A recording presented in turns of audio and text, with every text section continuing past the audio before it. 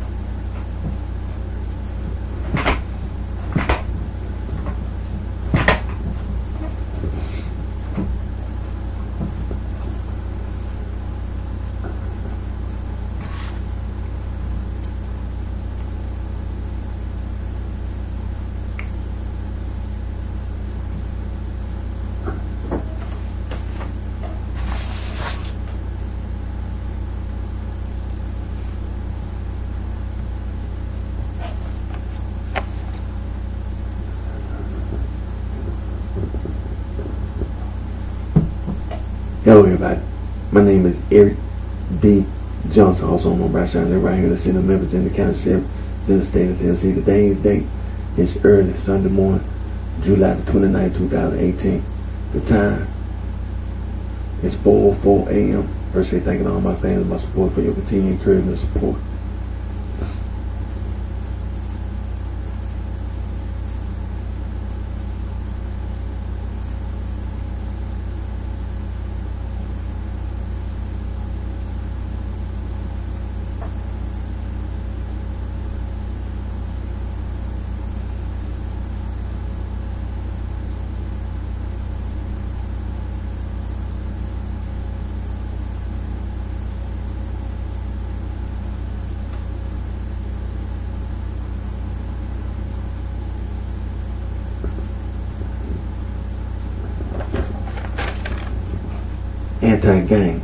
Anti-gang.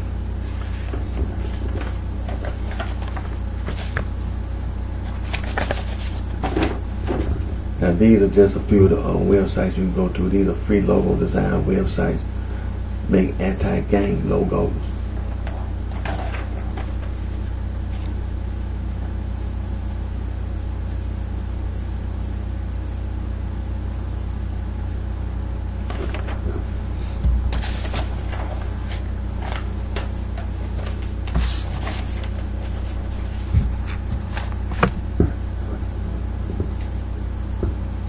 I'm going to continue. First, I want to give thanks to God for all the blessings and the guidance that He provides us all with. And I'm going to continue to complain and speak out. People saying they're gang plus stir, mob plus stir. People saying they're a boss, they're a goon, they're a thug. People saying they're a Mac, they're a player, they're a crook, they're a hoodlum, they're a pimp, they're a whore, I don't want to sit here and try to think of all kind of slang, the street slang, and people all over this earth use communication. People communicate. They use language. Now, sorority, fraternity, it's a guarantee. It will be anti-gang demonstration, anti-gang protest. When I'm on my job, when I'm at work, my place of employment, people be saying those things. It's a guarantee. It's gonna be anti-gang demonstration, anti-gang protest. Now,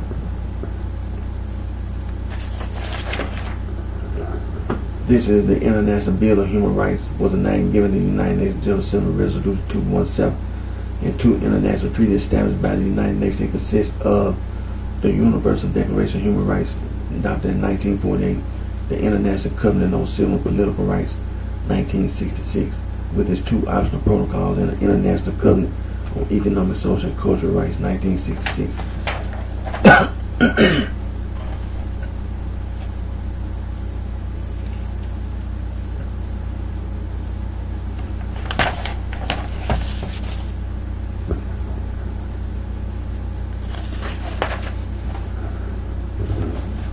This is the Convention on the Elimination of All Forms of Discrimination Against Women. It is an international treaty adopted in 1979 by the United Nations General Assembly. Described as an International Bill of Rights for Women, it was instituted on 3rd September 1981 and has been ratified by 189 states.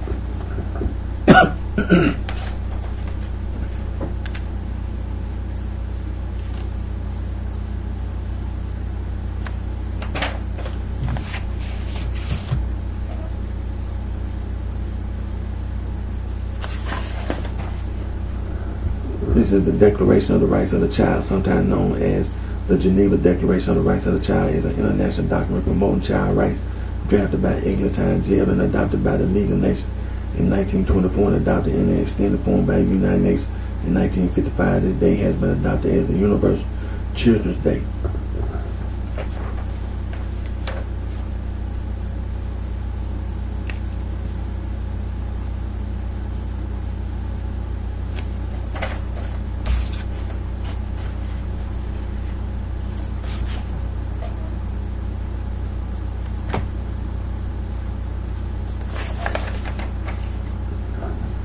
This is the United Nations Convention on the Rights of the Child. It is a human rights treaty which sets out the civil, political, economic, social, health, and cultural rights of children. The convention defines a child as any human being under the age of 18 unless the age of majority is attained earlier under national legislation.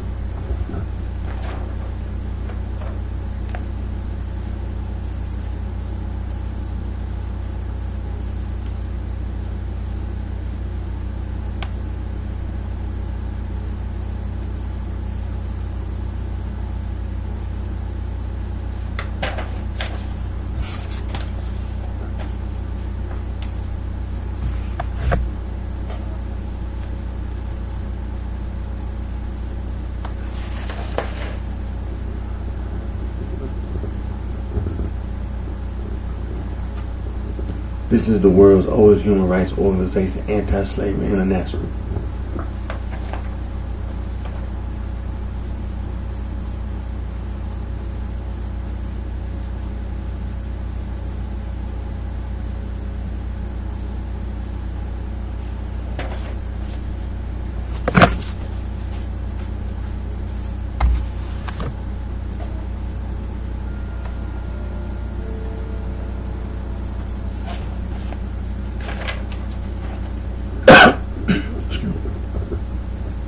This is the International Federation for Human Rights. In 1922, it founded by some 20 national organizations on the initiative of French and German member organizations. It is the first international human rights organization. Its motto is Peace for Human Rights.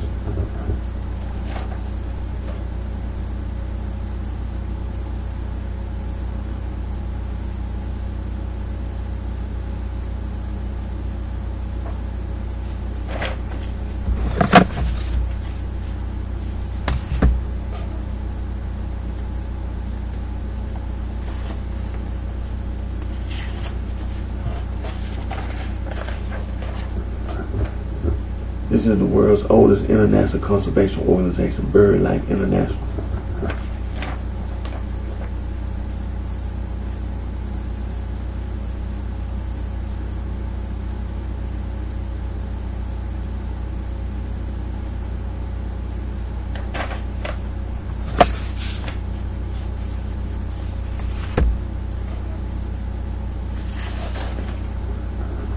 This is Fauna and Flora International, was the world's first international wildlife conservation organization.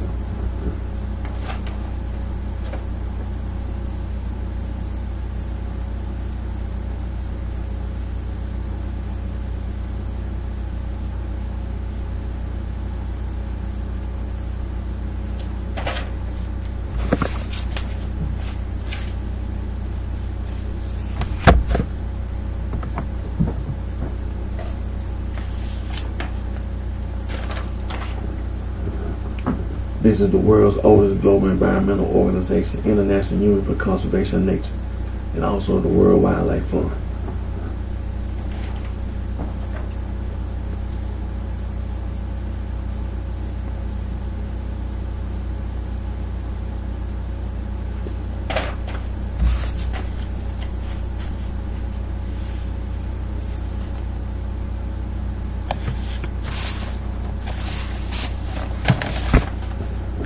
And these are those websites, free logo design websites you can go to make anti-gang logos.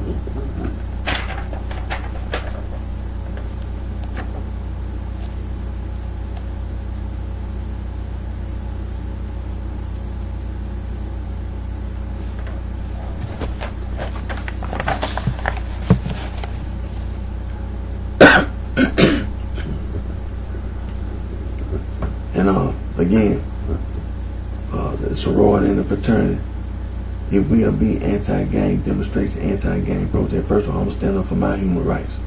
First of all, I'm going to stand up for my human rights. It's a guarantee. It's a guarantee.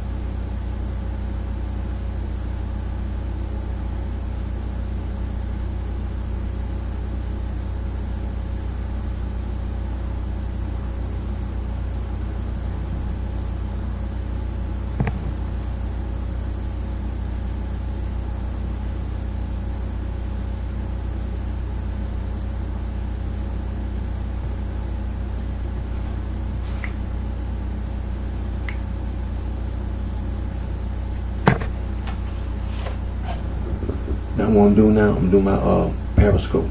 Do my periscope.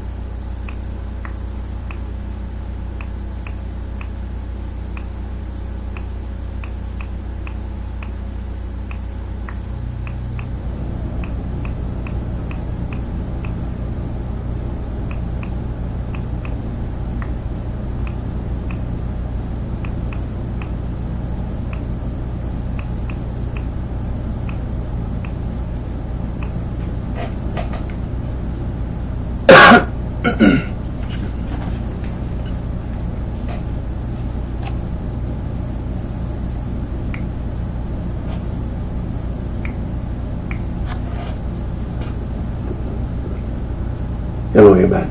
My name is Eric D. Johnson, also known BrightShine. I live right here in the city of Memphis in the county sheriff's in the state of Tennessee. Today's date is early Sunday morning, July the 29th, 2018. The time 4:19 a.m. First day, thanking all my fans and my support for your continued encouragement and support.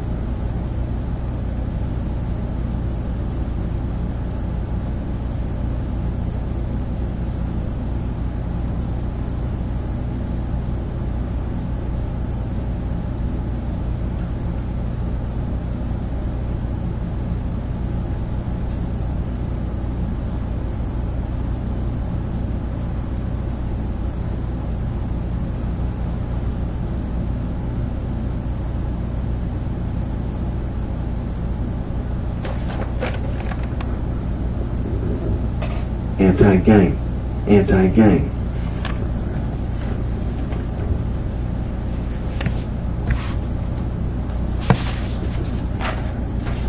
Now these are just a few of the free logo design websites you can go to make anti-gang logos.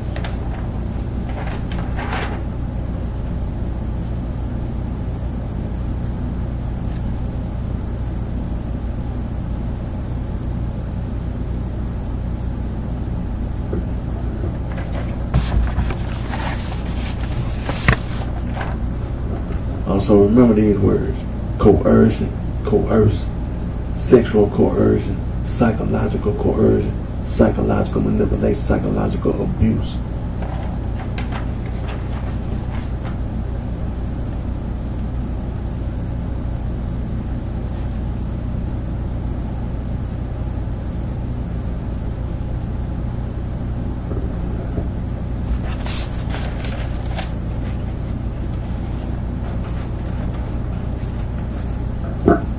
Now, excuse me.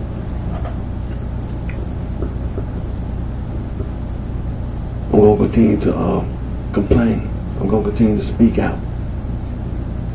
People saying they're gang plus stir, mob plus stir. People saying they're a boss, they're a goon, they're a thug, they're a crook, they're a hoodlum, they're a Mac, they're a player. They're a pimp or, we can go on and on. It's all street slang. It's all street slang. We know that people all over the earth communicate. People use language. Now, when I'm at work, when I'm on my job, when I'm in my place of employment, people be saying, and, all that junk. Well, sorority and fraternity, it's a guarantee. First of all, I'm going to stand up for my human rights. I'm going to stand up for my human rights. It's a guarantee. It will be anti-gang demonstration, anti-gang protest. That's a guarantee. Now, all right, let's get to it. We're going straight to it. Let's get the battle.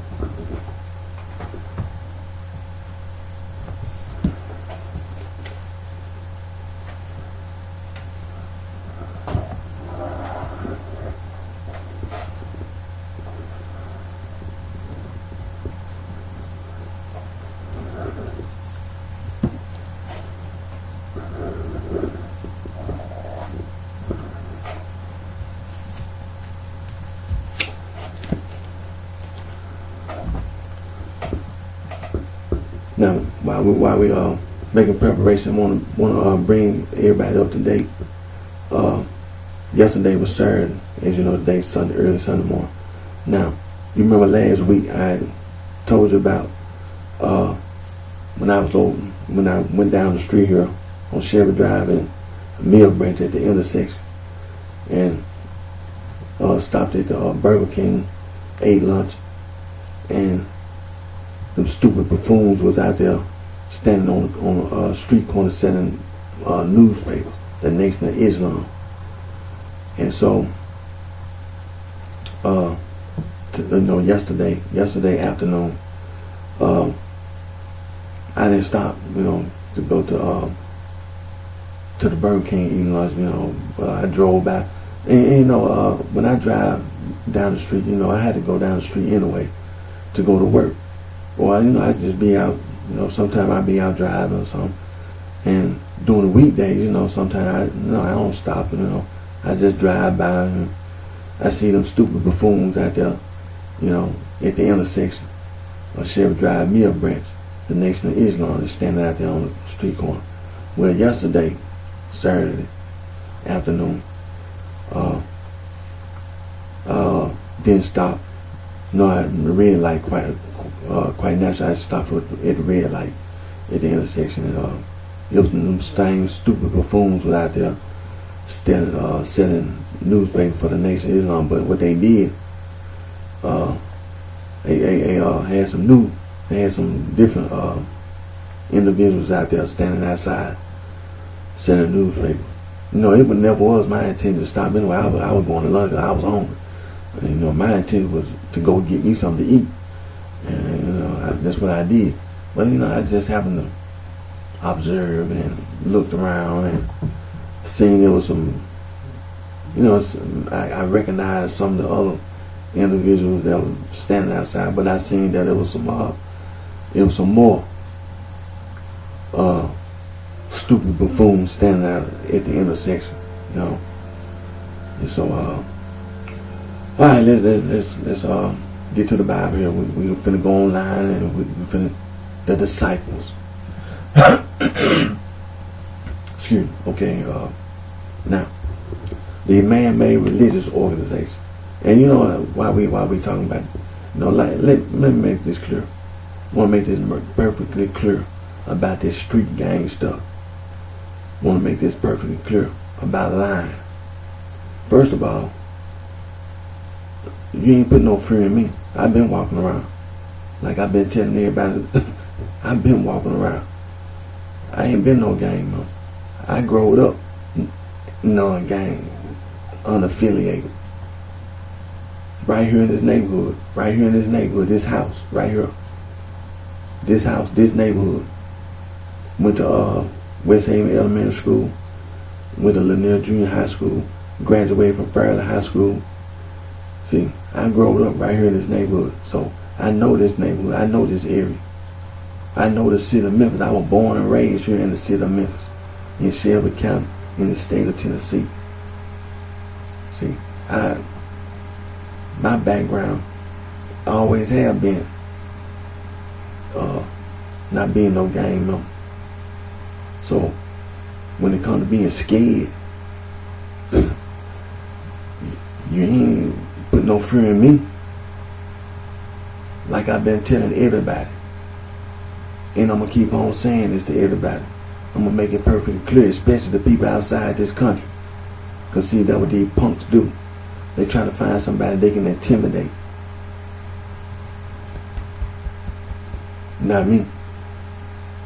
See, I'm going to be the one that's going to kill you.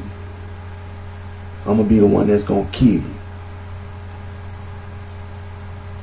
See, you're not getting no free ride from me. You're not getting no free ride here. I'm the one that's going to kill you. The only reason that you cowards still living today, the police. The police. That's the only reason you cowards is still living today. The police. Let's go to the Bible. Now we're going to go online, the disciples. Now,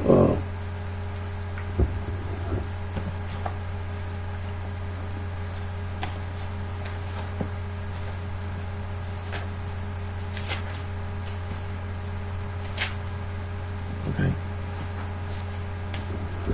Now we're going to start out reading in Acts chapter 1. Acts chapter 1, everybody. Now, let's say this, everybody who be watching my YouTube, Periscope, Facebook Live, Instagram. Now, when we be reading the Bible, you can follow along. One of the websites you go to is Bible Study Tools, and another website you go to is Bible Gateway.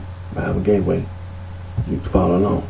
Now, these man-made religious organizations, they use one of the scriptures they use, Romans chapter 16, verse 16. Salute one another with the holy kiss. The church, with the suffix es, churches of Christ salute you.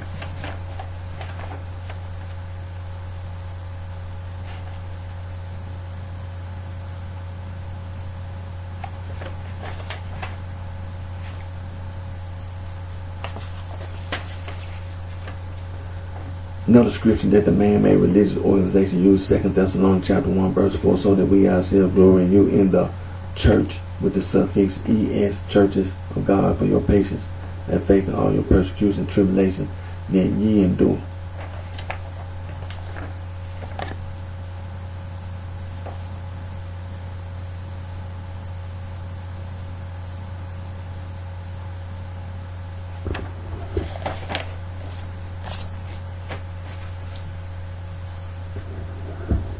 Now, let's go to Acts chapter 1. We're going to start our reading. Acts chapter 1. At verse number 1.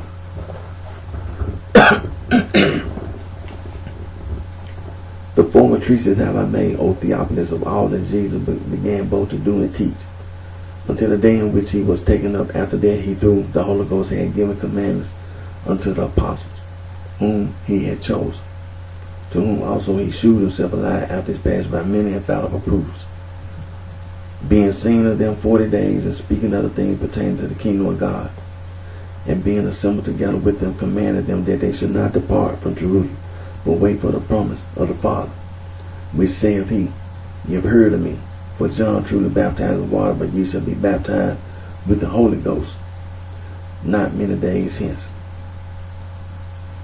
When they therefore were come together, they asked him, saying, Lord, wilt thou at this time restore again the kingdom to Israel? And he said unto them, It is not for you to know the times or the season which the Father hath put in his own power, but ye shall receive power after that the Holy Ghost is come upon you, and ye shall be witnesses unto me both in Jerusalem and in all Judea and Samaria and unto the uttermost part of the earth. And when he had spoken these things while they beheld, he was taken up, and a cloud received him out of their sight. And while they looked steadfastly toward heaven as he went up, behold, 2 men stood by them in white apparel,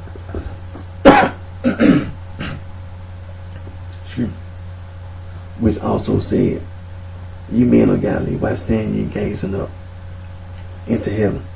This same Jesus, which is taken up from you into heaven, shall so come in like manner as ye have seen him go into heaven. Then returned they unto Jerusalem from the mount called Olivet, which is from Jerusalem a Sabbath day's journey. And when they were come in, they went up into an upper room, where abode both Peter and James and John and Andrew, Philip and Thomas, Bartholomew and Matthew, James the son of Alphaeus, and Simon the Zelotes, and Judas the brother of James. These all continued with one accord in prayer and supplicating with the women, and Mary, the mother of Jesus, and with his brethren. And in those days Peter stood up in the midst of the disciples, and said, the number of names together were about 120. Men and brethren, this scripture must needs have been fulfilled, which the Holy Ghost by the mouth of David spake before concerning Judas, which was guide to them that took Jesus. For he was numbered with us, and had obtained part of this ministry.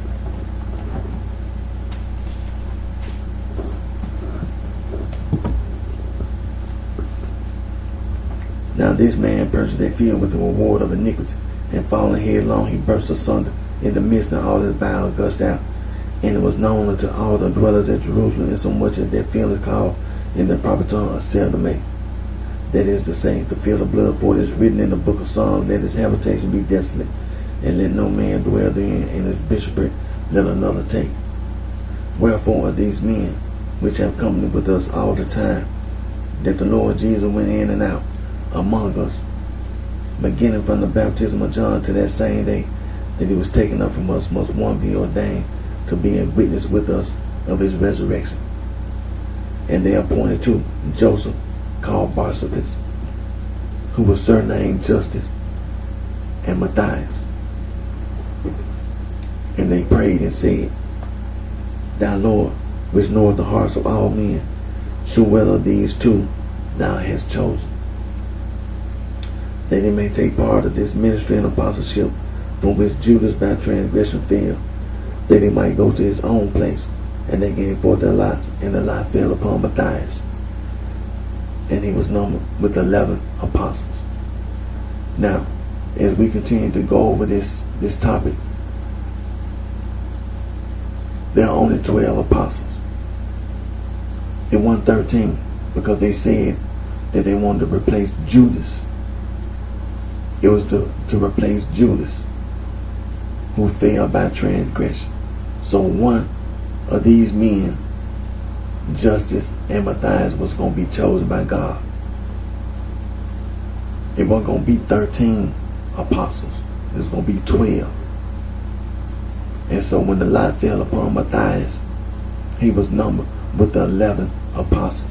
He replaced Judas. So it was still 12 apostles. Now, Justus, as we continue to go over this topic, he didn't go around telling others that he was an apostle.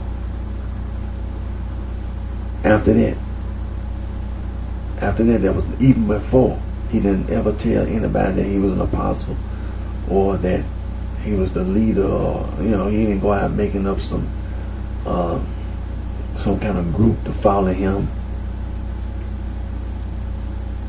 He listened to what God said first of all, and after the lot fell upon Matthias, he was still listening to what God said by listening to the apostles. He didn't go around claiming he was an apostle or anything. So when it comes to this Saul, the self-proclaimed Apostle Paul, Saul from Tarsus, self-proclaimed Apostle Paul, he lied. He's a liar. You don't listen to Saul from Tarsus, the self-proclaimed Apostle Paul. He lied. He lied. Now we know Saul was converted in Acts chapter 9. Let's go there. Let's go there right fast. Let's go to Acts chapter 9.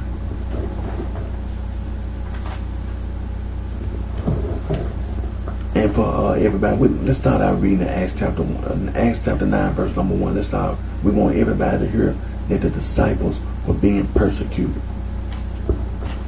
We're going to start reading Acts chapter 9, verse number 1.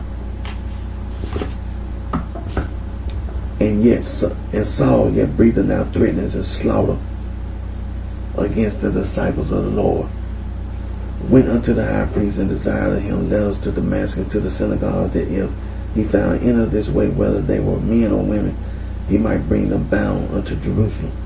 And as he journeyed, he came near Damascus, and suddenly there shined round about him a light from heaven. And he fell to the earth, and heard a voice saying unto him, Saul, Saul, why persecutest thou me? And he said, Who art thou, Lord? And the Lord said, I am Jesus, whom thou persecutest. It is hard for thee to kick against the pricks. This person being told by Jesus Christ, you persecute me. You persecute Jesus Christ, the Son of God. Continue reading. And he, trembling and astonished, said, Lord, what wilt thou have me to do? And the Lord said unto him, Arise, and go into the city, and it shall be told thee what thou must do. Verse number 7. And the men which journeyed with him stood speechless, hearing a voice, but seeing no man. Now put your bookmarker.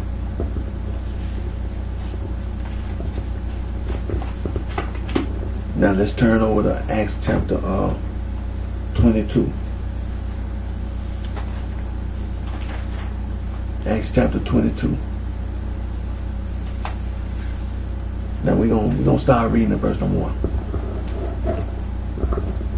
Men, brethren, and fathers, hear ye my defense, which I make now unto you. And when they heard that he spoke in the Hebrew tongue to them, they kept the more silence, and he said, I am verily a man which am a Jew, born in Tarsus, a city in Cilicia, yet brought up in this city at the feet of Gamaliel, and taught according to the perfect manner of the law of the Father, and was zealous toward God, as ye all are this day.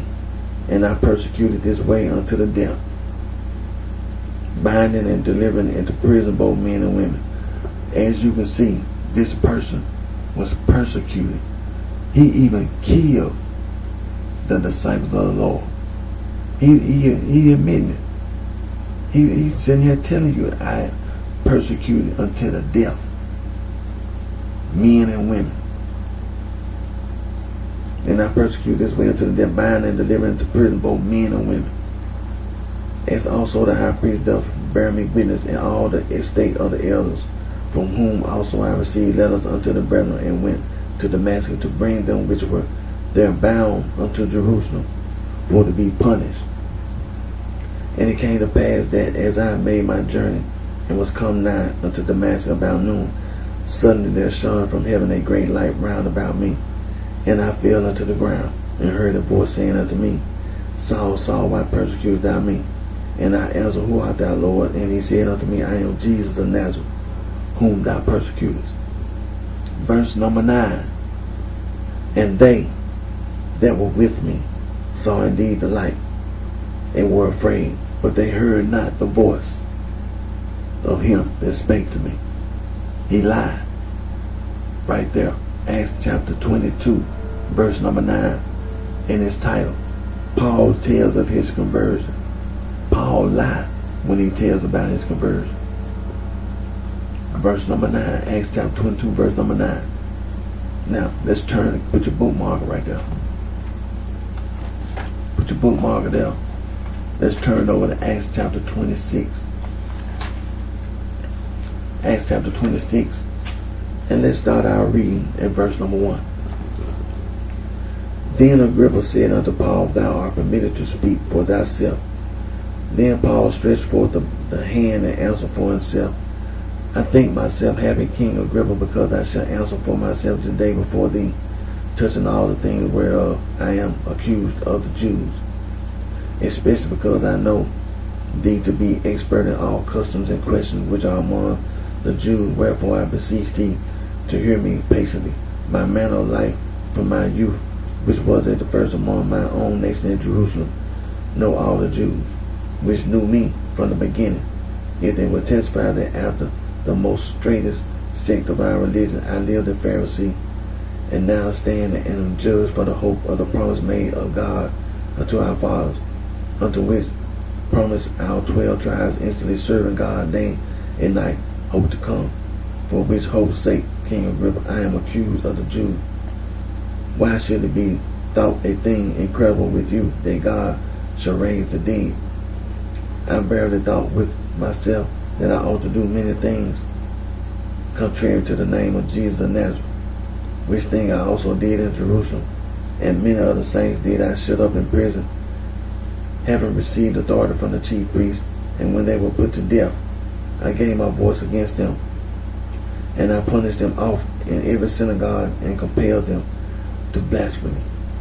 And being exceedingly mad against them, I persecuted them even unto strange cities. Whereupon, as I went to Damascus with authority and commission from the chief priest at midday, O king, I saw in the way a light from heaven, above the brightness of the sun, shining round about me and them which journeyed with me. And when we were all fallen to the earth, I heard a voice speaking unto me, and saying in the Hebrew tongue, Saul, Saul, why persecutest thou me? It's hard for thee to kick against the priests. And I said, Who art thou, Lord? And he said, I am Jesus, whom thou persecutest. But rise and stand up thy feet, for I have appeared unto thee for this purpose, to make thee a minister and witness both of these things which thou hast seen, and of those things in which I will appear unto thee, delivering thee from the people and from the Gentiles, unto whom now I send thee, to open their eyes, and to turn them from darkness to light, and from the power of Satan unto God, that they may receive forgiveness of sins and inheritance among them which are sanctified by faith. That is to me. So we know that Saul lied again. Acts chapter 26 and the verses 13, 14, 15. He lied. Saul again lied about his conversion. In Acts chapter 16, it's titled Paul recounts his conversion. He lied about his conversion. Now put your bookmark there.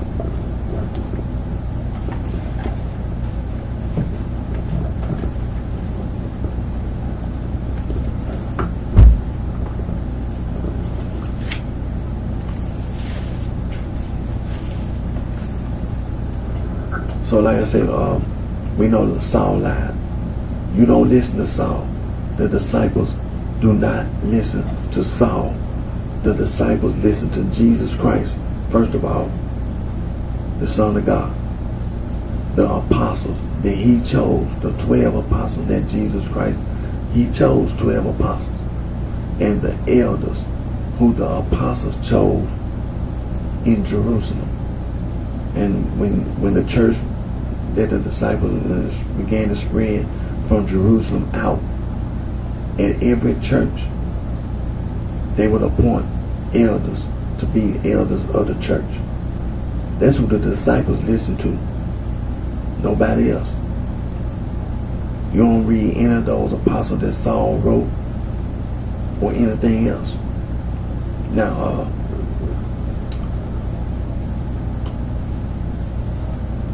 when it comes to this stuff about being a Christian, Acts chapter 11, verse 26. Acts chapter 11, verse 26, and it reads, let me read my Bible here. Turn to Acts chapter 11, verse 26.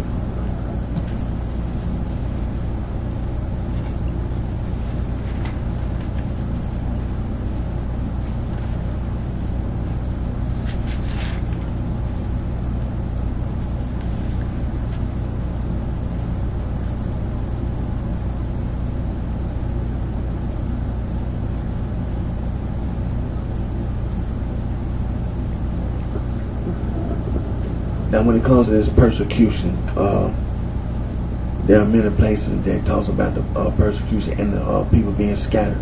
Now, let me put this out there. Let me put this verse out there. Acts chapter 11, verse 19. Now they which were scattered abroad upon the persecution that arose about Stephen traveled as far as Phoenicia and Cyprus and Antioch, preaching the word to none but unto the Jews only. So the disciples were being scattered, being persecuted, and because of the persecution, people were being scattered all abroad. So now let's go to Acts chapter 11, verse 26.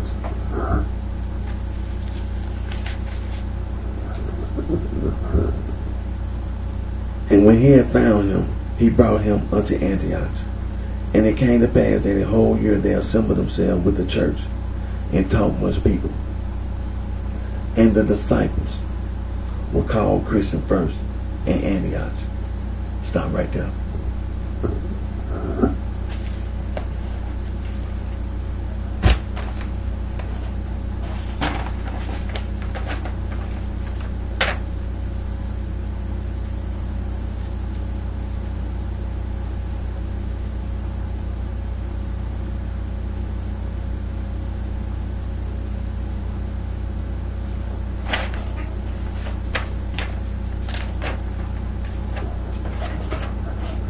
Now that's the first place. That's the first place that we find this word Christian. So let's go ahead, so we can take some time and discuss this issue again. The second place that we find this word Christian is on Acts chapter 26.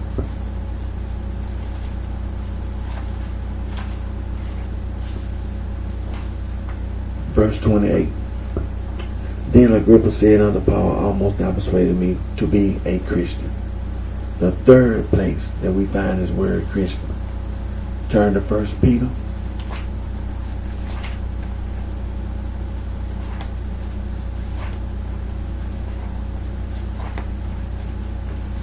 also, let me First Peter.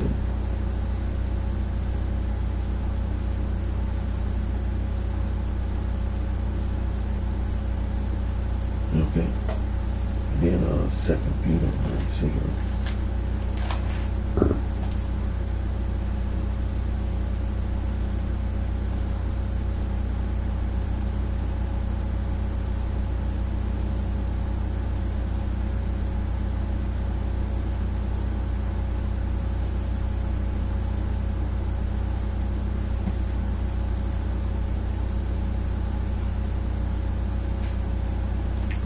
Okay. Now, what I was the Apostle Peter, he mentioned about the scattering and the persecution. First Peter, chapter 1, verse number 1. Peter, an apostle of Jesus Christ, to the strangers scattered throughout Pontus, Galatia, Cappadocia, Asia, and Bithynia. Now let's turn to First Peter chapter 4, verse 16.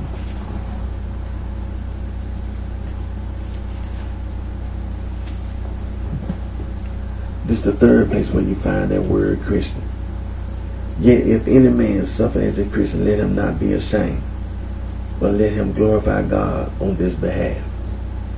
Okay, now. Okay.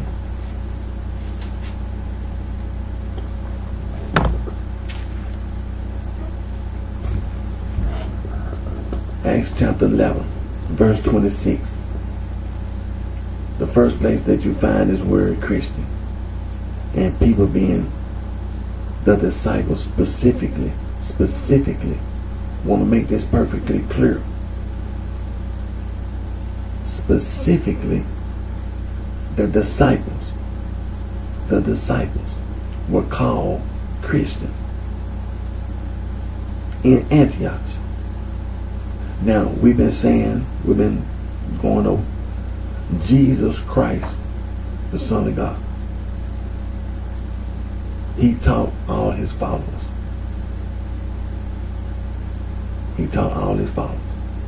You my disciple.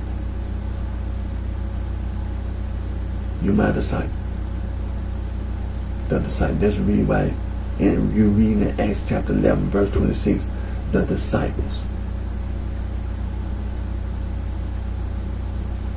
That's the reason why. Because Jesus Christ, the Son of God, called all his followers my disciples. He had all the time he needed to whatever he wanted to call his followers. If he wanted to call his followers Christian, he would have said it. But he didn't. He continued all the way to the crucifixion, even after he was resurrected. My disciples. He didn't never change calling his apostles my apostles. They were still his apostles. He didn't say it was 13 apostles. See, Jesus Christ knew all these things about Judas. He knew about these men because he's the Son of God. He knew about all this. So when it comes to justice, he already knew all these things. But he never said it was 13, 14, 15. He never said there was any more. It was still 12 apostles. It was still 12 apostles. So when it comes to being a Christian, see, this is something that had to be made perfectly clear. First of all, specifically, it was the disciples who were called Christians. It was not the disciples calling other disciples. It was the disciples being called Christians. It's an insult. It's an offense. It's not something that a person, you want to turn around and call yourself. If somebody call you some derogatory name,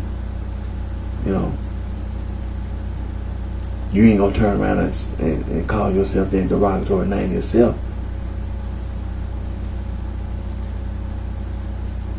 That wouldn't be right. First of all, it wasn't right for that person to call you, to insult you by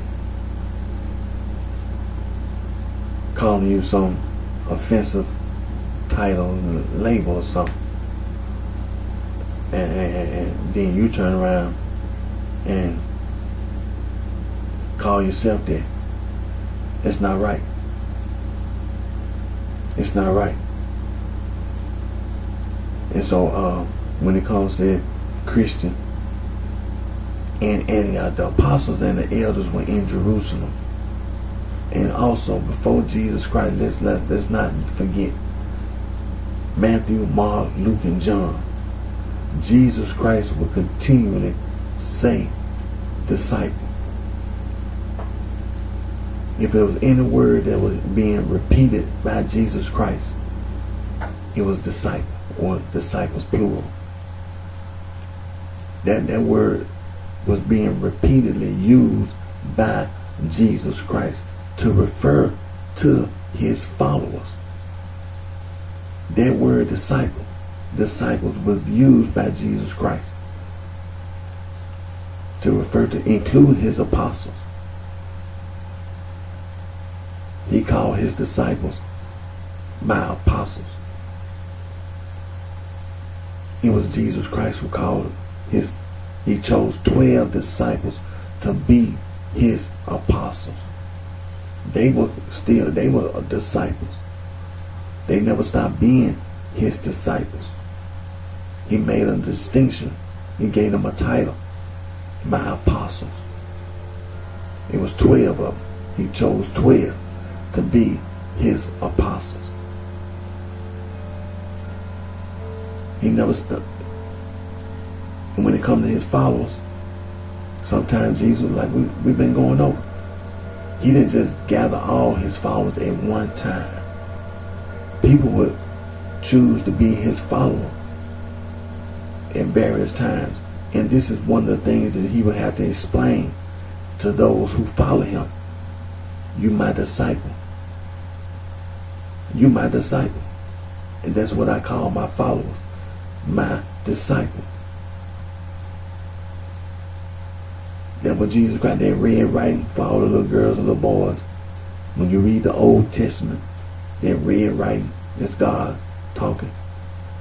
In the New Testament, Matthew, Mark, Luke, and John, and the book of Acts, and Hebrews, and James, 1st and 2nd Peter, 1st, 2nd, and 3rd John, the book of Revelation. That red writing, that's Jesus talking, the Son of God.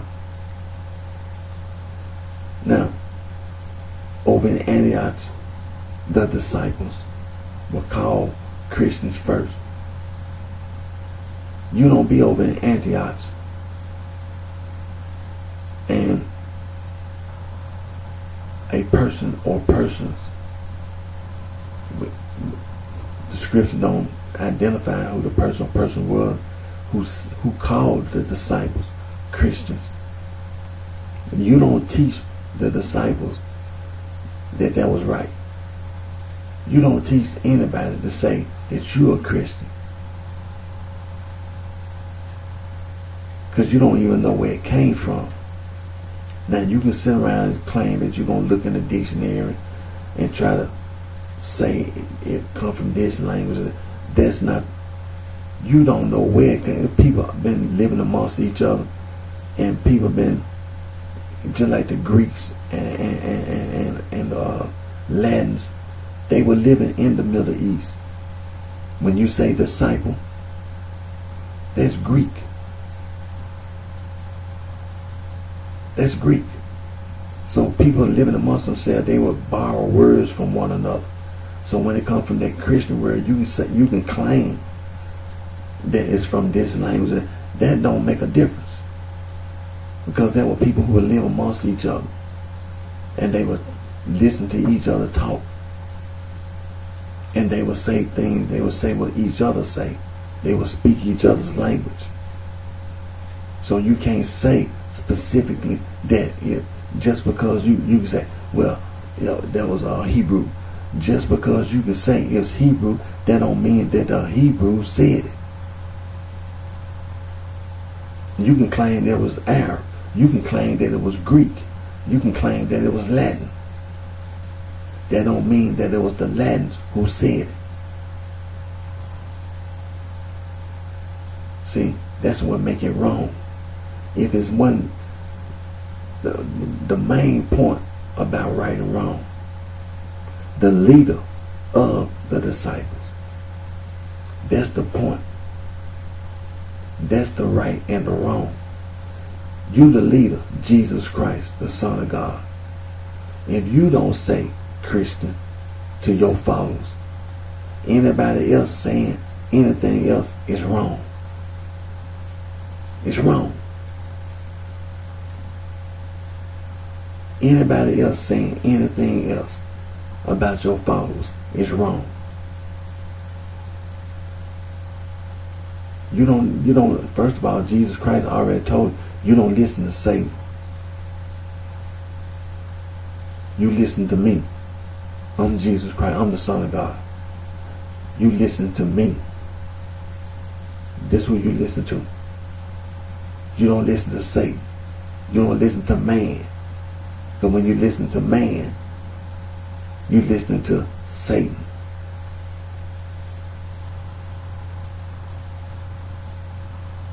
That's the point about right and wrong.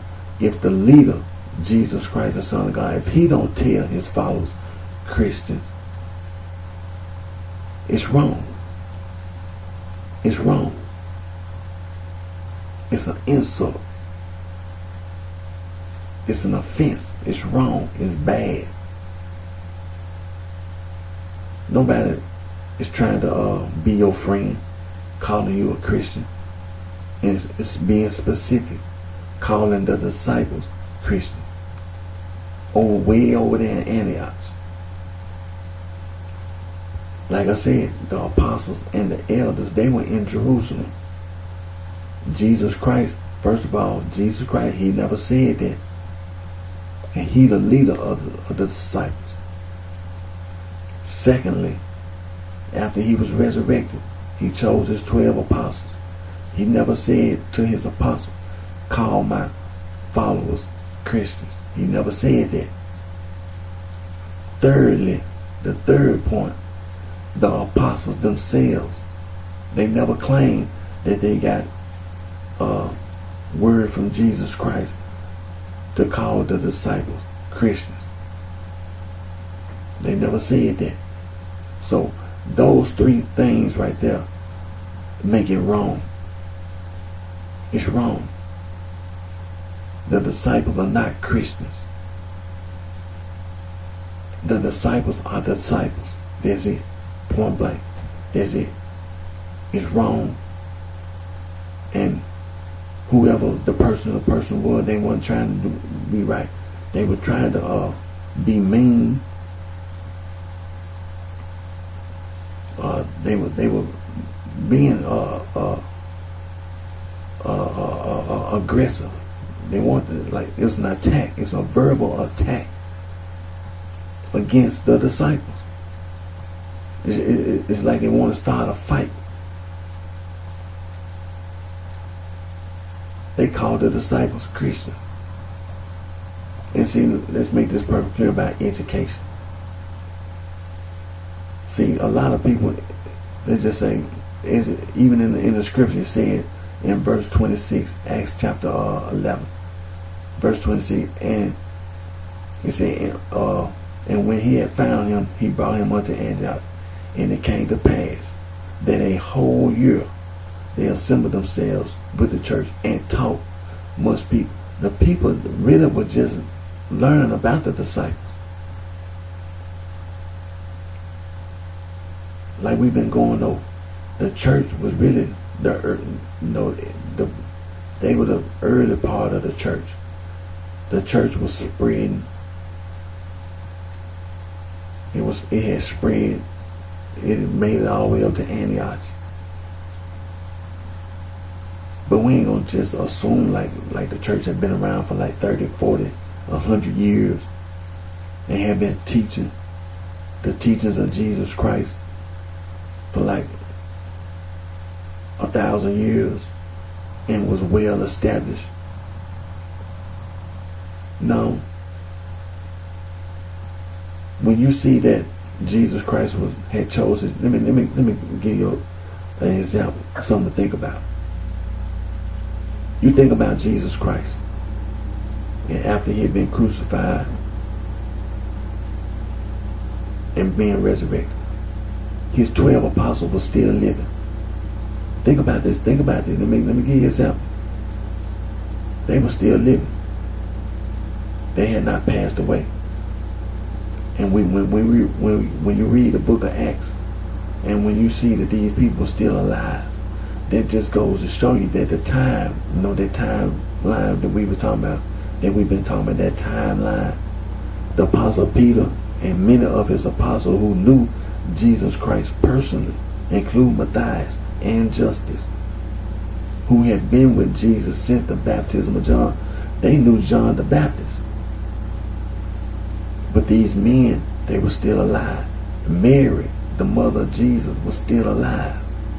That we know of. We know in Acts chapter 1. She was still alive. She hadn't passed away. From old age, being old and being an elderly woman, she passed away from old age, from natural causes. But these people were still alive. So when we talk about the church being over in Antioch, this is the early church. The church, from Jerusalem began to spread out. So you had people persecuting the church. See, they wanted to try to break the church up. They didn't want the church to be established. And this is one of the things that people would do. That's the way they were trying to attack the disciples. They were trying to find a weak spot. Trying to find somewhere weak. They couldn't go to Jerusalem because the apostles and the elders and plus the church that was in Jerusalem, they were in Jerusalem. But they tried to find a weak spot. And so they'll go over in Antioch. And what did you hear? The disciples being called Christians. Now see, like we've been saying, you could have said that they could somebody else away from the disciples. They could have said that somewhere else. Like them criminals we've been talking about. They could have said that somewhere else. You just didn't hear it. You ain't hear it. See, some of them criminals, they'll be somewhere else. And it'll be just them, the criminals. And they'll say about Jesus Christ, they'll talk about Jesus Christ and his followers. And the criminals themselves, they'll call the disciples amongst themselves. They'll say Christians. They'll say Christians to each other. First of all, that's how the criminals will start doing stuff to identify you. They'll call you all kind of words. Because far as they're concerned, you're not what they are, criminals. You're not a member of their criminal organization. So they have to distinguish, they have to set you apart. Because we the criminals, and we call ourselves one thing, and what do they gonna call you? Because you're not one of us.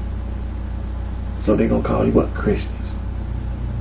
That's where it came from. It came from the criminals. It didn't come from Jesus Christ. It didn't come from Jesus Christ. It came from the criminals. It came from the people who were sinners. People who are sinful, sinners. People who do not want to listen to God. Being rebellious. Being defiant. Being disobedient to God. So that's where it really came from. It came from people who call themselves want to reject the teachings of Jesus Christ. So they want to attack the disciples. And what did they say? They over there in Antioch, what they say? Christians. It's an offense. It's an insult.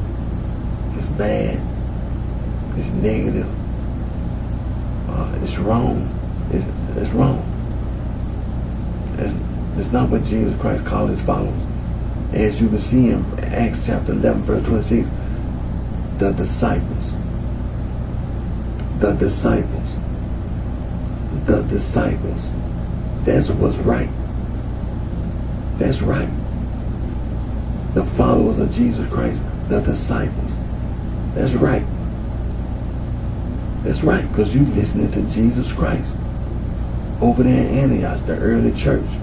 If it was anything that they learned that was right, that they were being taught, way over there in Antioch, what did you hear that was right? What you hear? The disciples. That's right. See, people need to pay attention.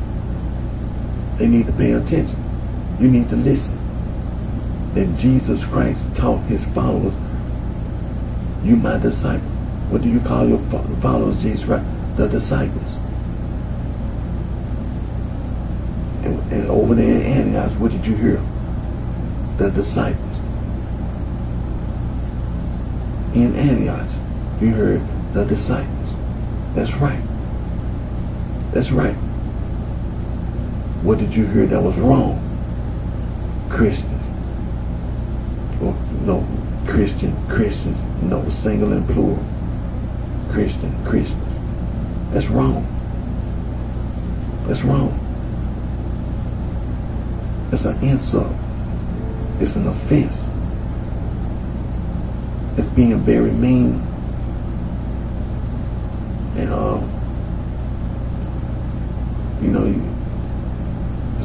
you can consider it being a provocation. Some people, starting a fight. Somebody called your name. You had to be separated, had to get in between. But it was wrong. It's wrong. It's wrong. Now, so like I said, let me show you. It's wrong. Acts chapter 11, verse 26. Now, let's go here to Acts chapter 15, verse number 1.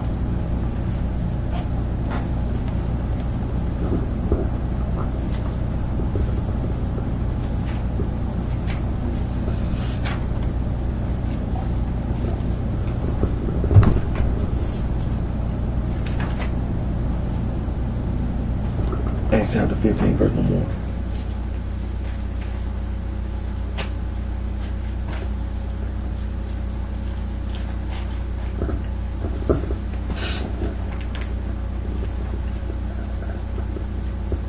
And certain men which came down from Judea taught the brethren and said, except ye be circumcised after the manner of Moses, ye cannot be saved. When therefore Paul and Barnabas had no small dissension and disputation with them, they determined that Paul and Barnabas and certain other of them should go up to Jerusalem unto the apostles and elders about this question.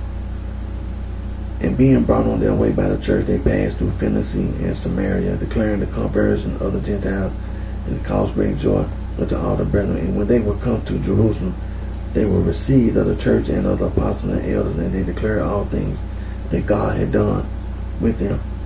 But there rose up certain of the sect of the Pharisees which believed, saying it was needful to circumcise them and to command them to keep the law of Moses. And the apostles and elders came together for to consider of this matter.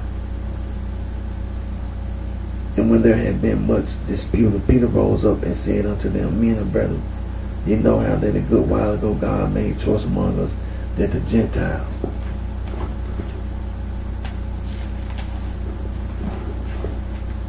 by my mouth should hear the word of the gospel and believe.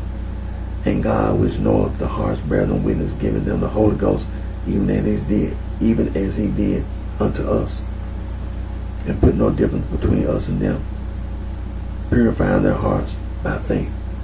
Now therefore, why tempt ye God to put a yoke upon the neck of the disciples, which neither our fathers nor we were able to bear? But we believe that through the grace of the Lord Jesus Christ, we should be saved even as they. Then all the multitude kept silence and gave orders to Barnabas and Paul, declaring what miracles and wonders God had wrought among the Gentiles by them. And after they had held their peace, James answered, saying, Men and brethren, hearken unto me.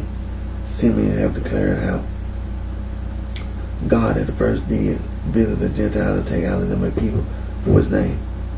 And to this agree the words of the prophet as it is written, After this I will return and will build again the tabernacle of David, which is fallen down, and I will build again the ruins thereof, and I will set it up, that the residue of men might seek after the Lord, and all the Gentiles upon whom my name is called, saith the Lord, who doeth all these things. Known unto God all his works from the beginning of the world. Wherefore my sentence is, that we trouble not them which from among the Gentiles are turned to God, but then we write unto them that they abstain from pollutions of idols, and from fornication, and from things strangled, and from blood. For Moses of old time hath in every city of them that preach him, being read in the synagogues every Sabbath day. Then pleased did the apostles and elders with the whole church to send chosen men of their own company to Antioch, with Paul and Barnabas, namely Judas, surnamed Barsabbas, and Silas, chief men among the brethren. And they wrote letters by them after this manner. The apostles and elders and brethren send greetings unto the brethren which are of the Gentiles in Antioch and Syria and Cilicia. Forasmuch as we have heard that certain which went out from us have troubled you with words, subverting your souls, saying, You must be circumcised and kept the law, to whom we gave no such commandment. It seemed good unto us, being assembled with one accord, to send chosen men unto you, with our beloved Barnabas and Paul, men that have hazarded their life for the name of our Lord Jesus Christ. We have sent therefore Judas and Silas, who shall also tell you the same thing by mouth. For it seemed good to the Holy Ghost and to us to lay upon you no greater burden than these necessary things, that ye abstain from meats offered to idols, and from blood, and from things strangled, and from fornication, from which if you keep yourself, ye shall do well, fairly well. So when they were dismissed, they came to Antioch, and when they had gathered the multitude together, they delivered the epistle, which when they read, they rejoiced for the consolation. And Judas and Silas, being prophets also themselves, exhorted the brethren with many words, and confirmed them. And after they had tarried there a space, they were let go in peace from the brethren unto the apostle, notwithstanding it pleased Silas to abide there still.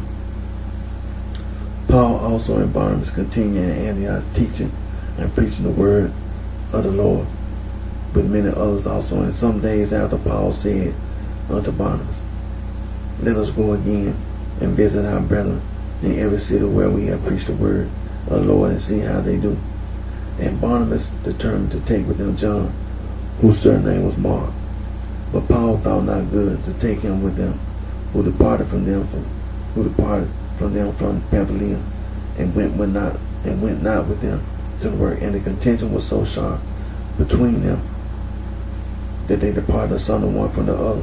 And so Barnabas took Mark and sailed into Cyprus, and Paul chose Silas, and departed, being recommended by the brethren unto the grace of God. And he went through Syria and Cilicia, confirming the churches.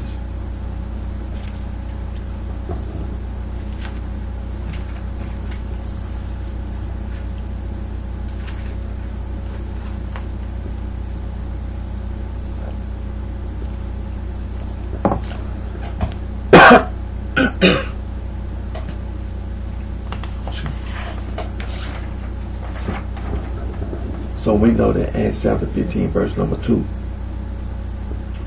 that's the start of the end of that Christian stuff anyway.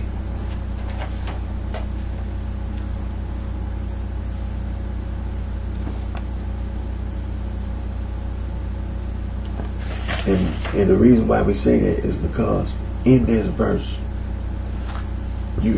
it says, they determined that Paul and Barnabas and certain other of them should go up to Jerusalem unto the apostles and elders about this question. When you said in this verse, it says they determined that Paul and Barnabas and certain other of them. That's plural. That means more than one. It wasn't just Paul and Barnabas going to talk to the apostles and elders about this question. It was those men who came down from Judea talking about, teaching about circumcision. That was not the only thing that they brought up, because certain other of them, that means more than one. It wasn't just Paul and Barnabas. It was those men and also possibly some people who were in Antioch. They also went to Jerusalem with Paul and Barnabas. So when it comes to that stuff talking about being a Christian, they brought that up too. And we have to always remember John Mark in Acts chapter 13, verse 13, he went back to Jerusalem. See, Acts chapter 11, verse 26, the disciple was first called Christian in Antioch. Acts chapter 13, verse 13, John Mark went back to Jerusalem. Acts chapter 15, verse 1, some men came down from Judea talking about circumcision. And then had some dispute. So Paul and Barnabas and certain other of them, they got to go back up to Jerusalem to the apostles and elders about this question. So that stuff talking about being a Christian, that came up too. That came up too.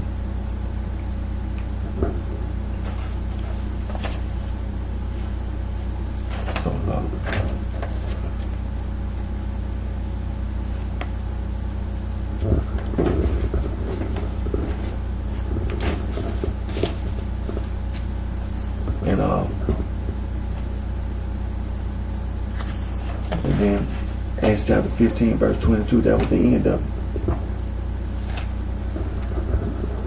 That was the end. That's talking about you're a Christian. That was the end of that.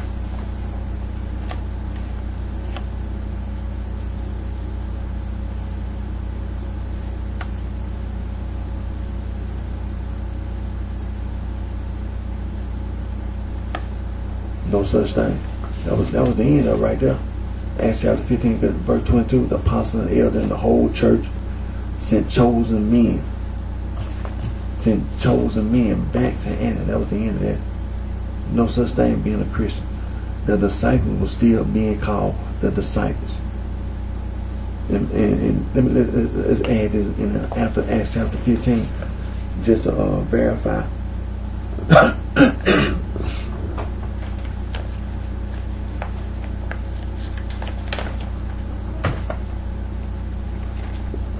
Now, in the book of Acts, we know that disciples,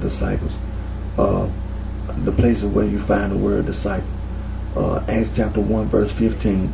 Acts chapter 6, verses 1, 2, and 7. Acts chapter 9, verses 1, 10, 19, 25, 26, 36, and 38. Acts chapter 11, verses 26 and 29. Acts chapter 13, verse 52. Acts chapter 14, verses 20, 22, and 28. Acts chapter 15, verse 10. Now, after Acts chapter 15, Acts chapter 18, verses 23 and 27. Acts chapter 19, verses 1, 9, and 30. Chapter 20, verses 1, 7, and 30. Acts chapter 21, verses 4 and 16. After the meeting in Acts chapter 15, the disciples were still being called the disciples.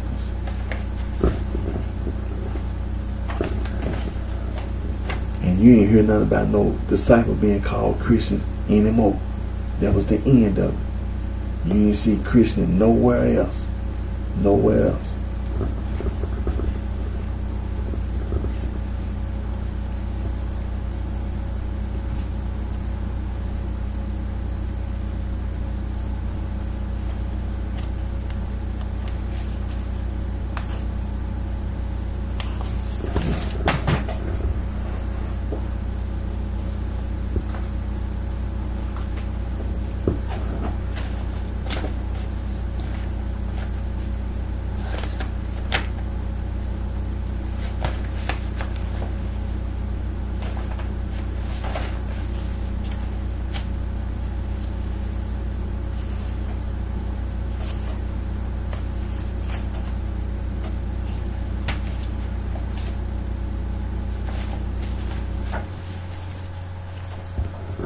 Now,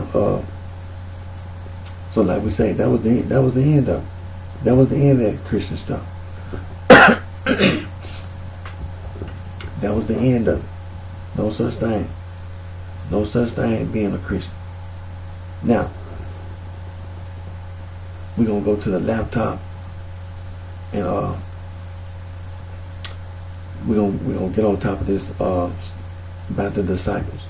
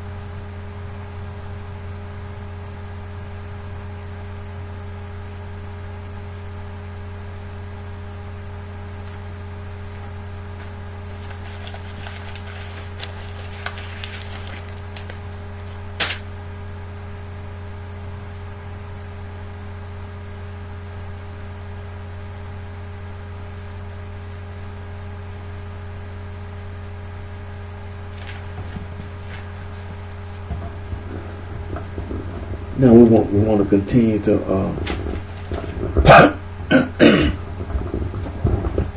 excuse me. We want to make sure we continue to make it clear. We want to make sure we confirm that the church and the disciples, the disciples were being persecuted. Being persecuted. Now, Acts chapter 8, verse number 1. Acts chapter 8, verse number 1. And Saul was consenting unto his death. And at that time, there was a great persecution against the church, which was at Jerusalem. And they were all scattered abroad throughout the regions of Judea and Samaria, except the apostles. Excuse me.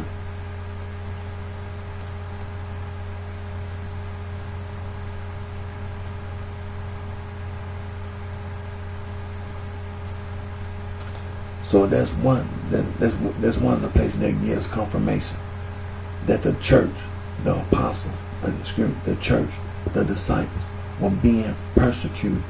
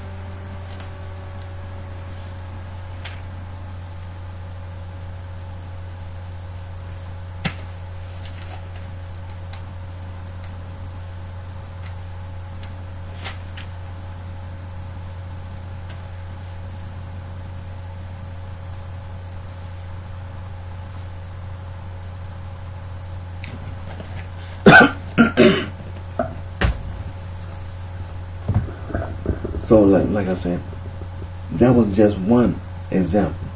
We know Acts chapter 8, verse number 1. That gives us confirmation that the church was in Jerusalem. The disciples were being persecuted. Now, we said this once before. In today's time, today, when you say somebody being persecuted, you understand, they, violation of human rights, committing a human rights violation, committing a atrocity,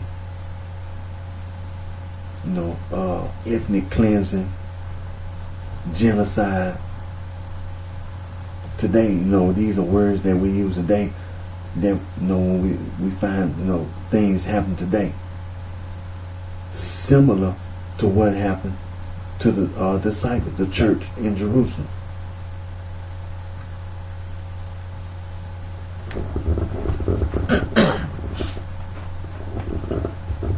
So what we're going to do now, we're going to go online and we're going to go to Wikipedia. Wikipedia is a quick reference. And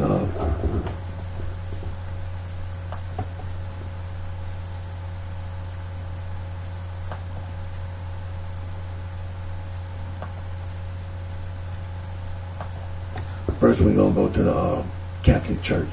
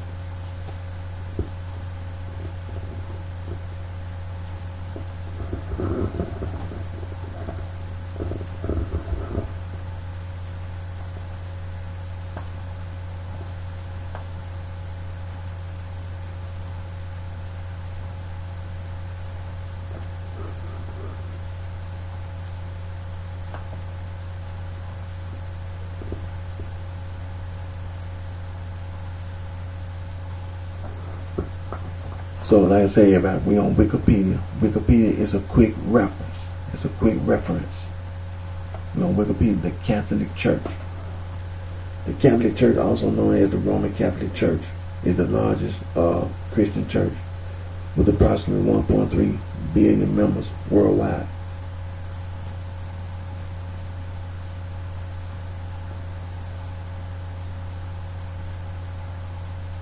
Somebody must have made algorithm, so they must have rounded on out to 1.3 billion members worldwide. It's one of the oldest religious institutions where it has played a prominent role in the history and development of Western civilization. The church is headed by the Bishop of Rome, known as the Pope. The church's doctrine are summarized in the Nicene Creed. The central administration of the Holy See is in the Vatican City and enclave within Rome, Italy. The Catholic Church teaches it is the one holy Catholic and apostolic church founded by Jesus Christ, that its bishops are the successors of Christ's apostles, and that the Pope is the successor to St. Peter, whom primacy was conferred by Jesus Christ. It maintained that it practices the original Christian faith, preserving infallibility passed down by sacred tradition. The Latin Church, the Eastern Catholic churches and institutes such as Mendicant orders and enclosed monastic orders reflect a variety of theological and spiritual emphasis in the church. Of its 7 sacraments, the Eucharist is the principal one. Celebrated liturgically in the Mass, the church teaches that through consecration by a priest, the sacrificial bread and wine become the body and blood of Christ. The Virgin Mary is venerated in the Catholic Church as Mother of God and Queen of Heaven. Honor in dogmas and devotions. It His teaching includes sanctification through faith and evangelization of the gospel, as well as Catholic social teaching, which emphasizes voluntary support for the sick, the poor, and the afflicted through the corporal and spiritual works of mercy. The Catholic Church is the largest non-governmental provider of education and health care in the world.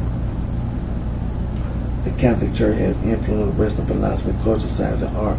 The Catholic Church shared communion with the Eastern Orthodox Church until the East-West Schism in 1054, disputing particularly the authority of the Pope, as well as with the Oriental Orthodox churches prior to the Chalcedonian Schism in 451. Over differences in Christology, Catholics live all over the world through missions, diaspora, and conversions. Since the 20th century, the majority reside in the southern hemisphere due to secularization in Europe and increased persecution in the Middle East.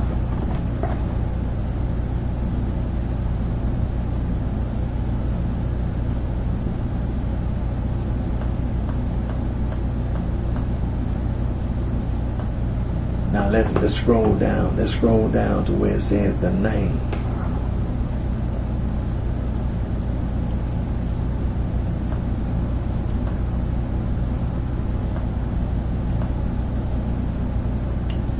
Now, before I read this about the name, let me give everybody a reminder.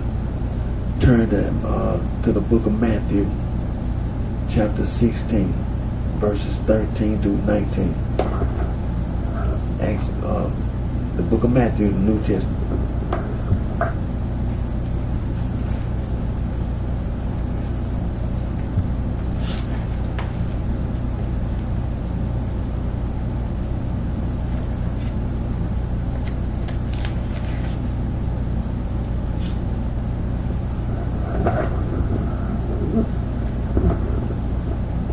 The book of Matthew, chapter 16, verses 13 through 19.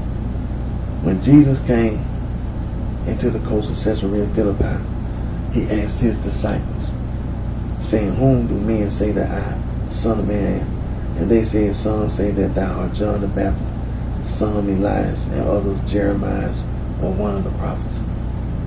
He said unto them, "But whom say ye that I am?" And Simon Peter answered and said, "Thou art the Christ, the Son of the living God."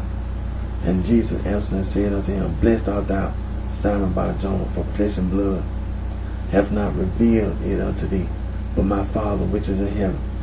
And I say unto thee, that thou art Peter, and upon this rock I will build my church, and the gates of hell shall not prevail against it.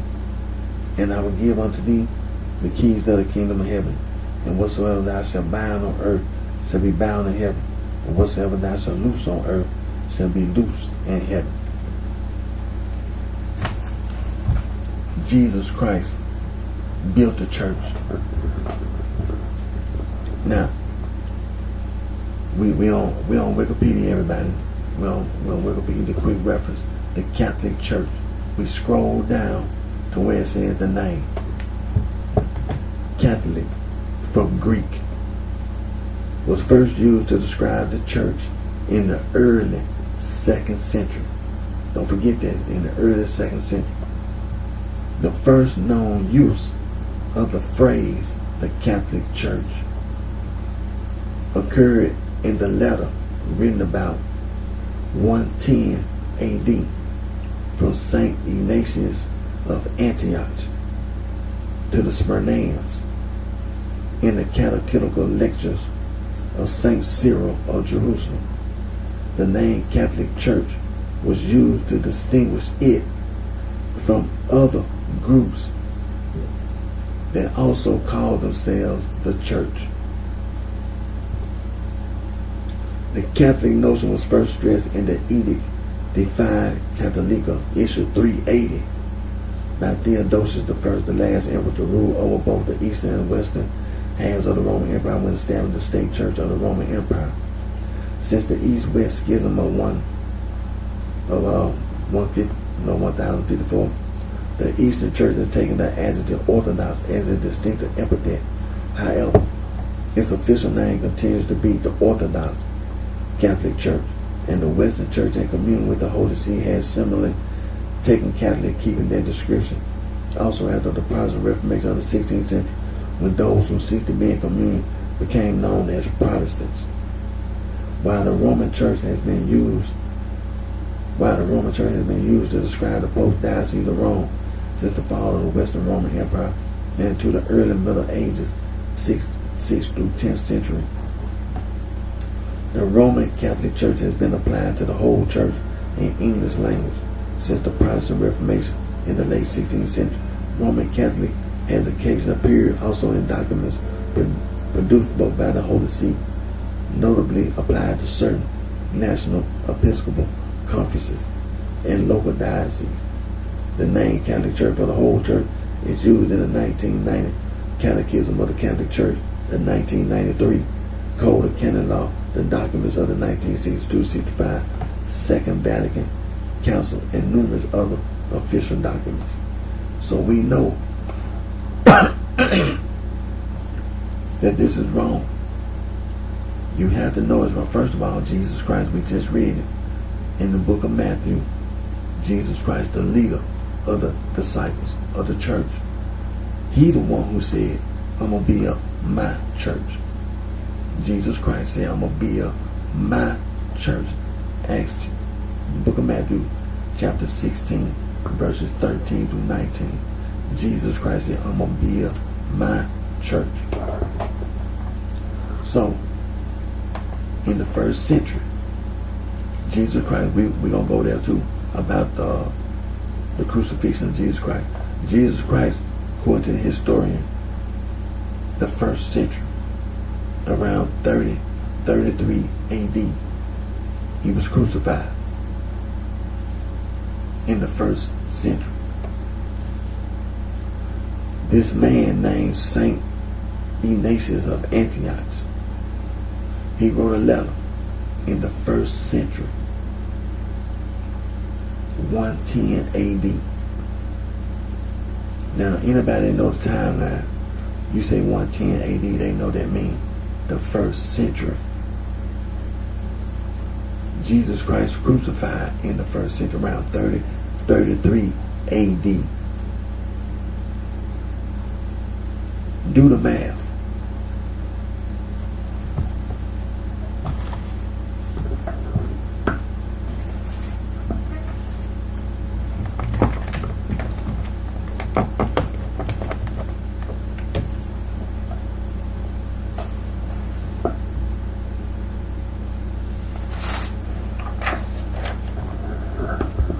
Now we can add, subtract. Okay, add, subtract. Okay.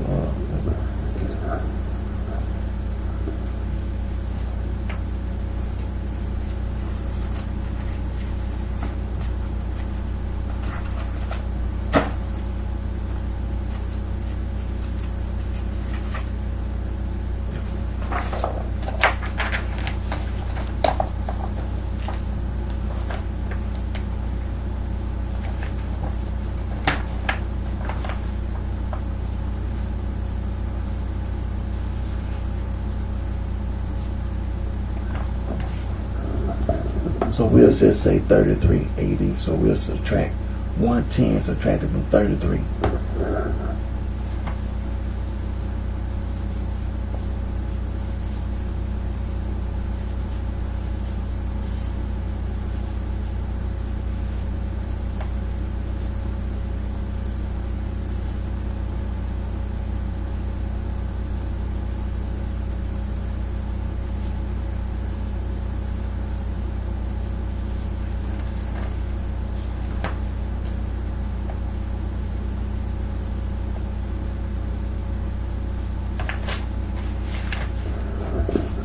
We talking about 77 years. We talking about if you subtract 110 from 33, what you get? 77. So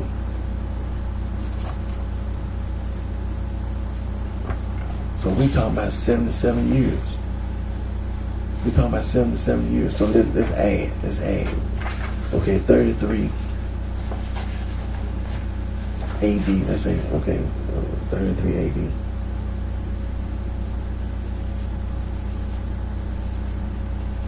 AD.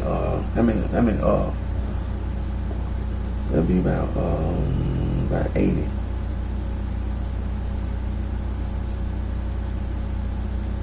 Yeah, about 80. Okay, so that's 3.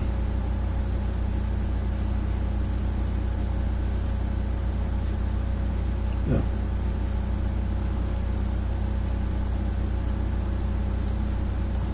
So we add,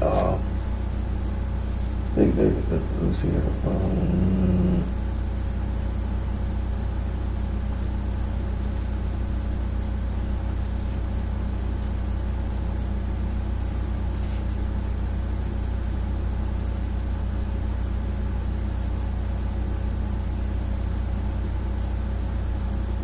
Yeah.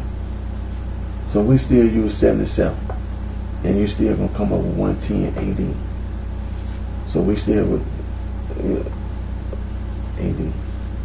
So we talking about 77 years. 77 years. That gives us exact 110. 77, 33 AD. Add 77 years to that, what you get? 110.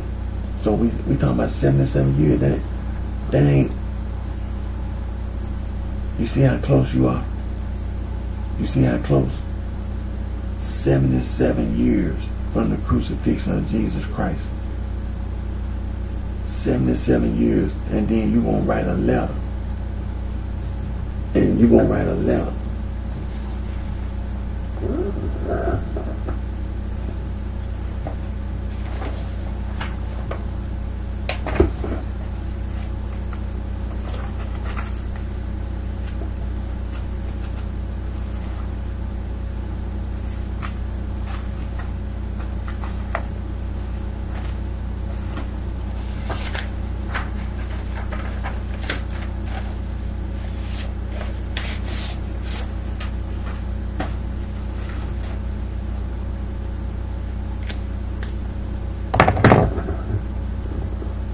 And you're gonna write a letter 77 years from the crucifixion of Jesus Christ. And in that letter, you're gonna write Catholic Church to distinguish it from other groups that call themselves the church. You not suspicious. You not, that ain't striking a nerve, chord in your thinking. 77 years from the crucifixion of Jesus Christ. There was a group. The group they talking about, that's the Apostle Peter and the apostles. The church in Jerusalem. And the apostles and the elder, including the mother of Jesus, Mary. Because Mary was still living after Jesus Christ was crucified. So in that timeline, the mother of Jesus Christ, Mary, was still living. And you still ain't, it ain't still came to you yet. It ain't got in your brain yet. Like, wait a minute. We still talking about the first century. Wait a minute. In between 110 AD and 33 AD. In the middle. Wait a minute. Mary's still living. That's Jesus' mother. She's still living. We read in the book of Acts, she was still living. She was in Jerusalem. The apostles, all 12 of the apostles, they were still living. So here it is, this man named Saint Ignatius of Antioch wrote a letter, 110 AD. And in that letter, he wrote Catholic Church to distinguish it from other groups call themselves the church. That can't be right. You ain't no way in the world you can ever say that the Catholic Church is right. You can't say that. You can't never say that. The Catholic Church ain't right. They not right. They lying. The Catholic Church is lying. Ain't no way. You got to see that. You got to see it. Ain't no way. There ain't no way. You can't be that, in this day and time, everybody, well, let me say this. Having a basic education. There's a lot of people walking around. You got to see it, that it's wrong. You got to see the wrong. You got to see it. See, this when we be talking about the persecution. See, this is what we talking about. When you hear this man saying he wrote a letter in 110 AD, that's where that came from. That's where he came from. See, he one of the people that was doing the persecuting. See, all that persecuting that they were doing, look, he was one of them. He a product of that persecution. Now here it is, in 110 AD, he wrote a letter, the Catholic Church. They're not trying to follow Jesus Christ. This is what we were talking about, the criminals. That's what this is. It's a criminal organization. That's what that letter is. And all this writing that they doing. It's a criminal organization. It's the literature. That's what that is. See, it was already a bunch of criminals going around anyway. Just like Judas, the thieves that was on the cross. What's his name? The insurrectionist that was on the cross that they let go. Right at the tip of my tongue. Barabbas, the insurrectionist. He was a criminal. See, this is how they practice. This is how he was practicing to be a criminal. Call yourself an insurrection, getting into fights with the Romans. Teach them how to fight. Teaching people how to use swords and teach them like basic training. You were training them to be criminals, but they were teaching them to be criminals. And they were using the Romans to practice. And vice versa. Then the Romans would give their soldiers military experience. They'll send them some different places, get into fights. And so this is what Barabbas and the criminals did. They'll go out there and get into a fight with the Romans and claim they're trying to build the kingdom of Israel again. They weren't trying to bring Israel again. They were criminals. That's all they were doing. They weren't trying to serve God. They were criminals. And that's who this Saint Ignatius of Antioch, a criminal. That's what that is. It's some kind of criminal organization literature. It was already a group calling themselves the church. So what you gonna start a Catholic church for? Because you was persecuting the church. That's what it means. That you was committing a human rights violation. You were violating the United Nations human rights. That's what that means. Now, let me scroll back around.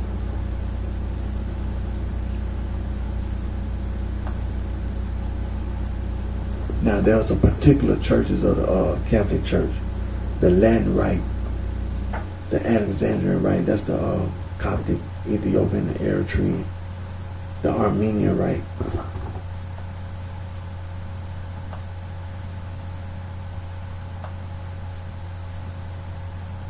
Then you have your Byzantine Rite.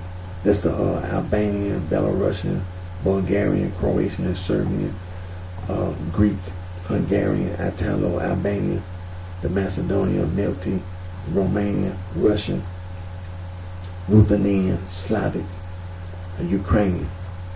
Then you have your East Syrian Rite, your Chaldean, Syro-Malabar, your West Syrian Rite, Maronite, Syro-Malankara. Those are all your Catholic churches. Now let's go over here to the Protestant Reformation.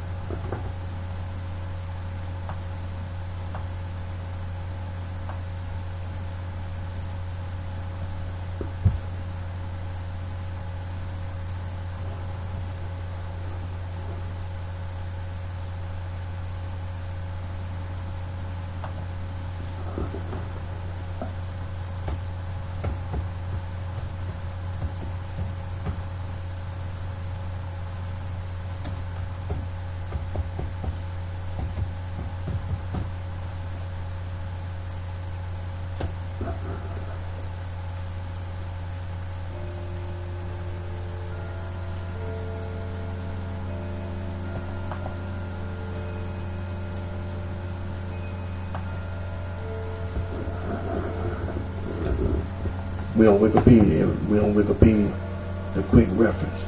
Now, the Reformation, the Protestant Reformation, also known as the European Reformation, was a schism in Western Christianity initiated by Martin Luther and continued by Hodrick, Zwingli, John Calvin, and other Protestant reformers in 16th century Europe.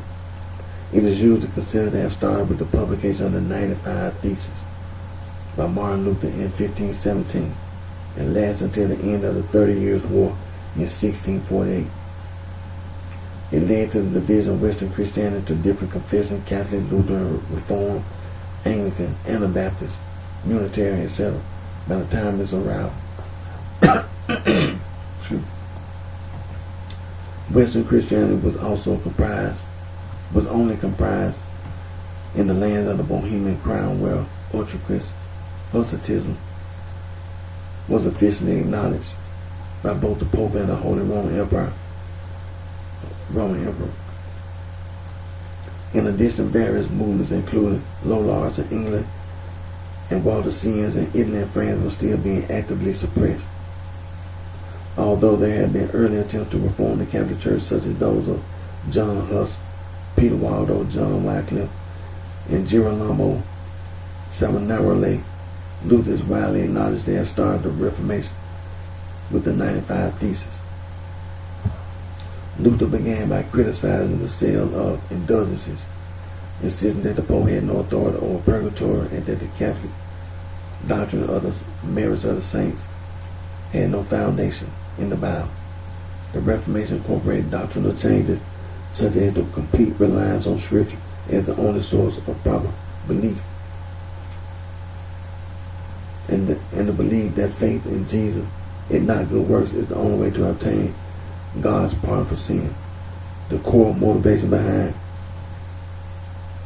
these changes was theological, though many other factors played a part, including the rise of nationalism, the Western schism that eroded loyalty to the papacy, the perceived corruption of the Roman Curia, the impact of humanism, and the new learning of the Renaissance that questioned much traditional thought.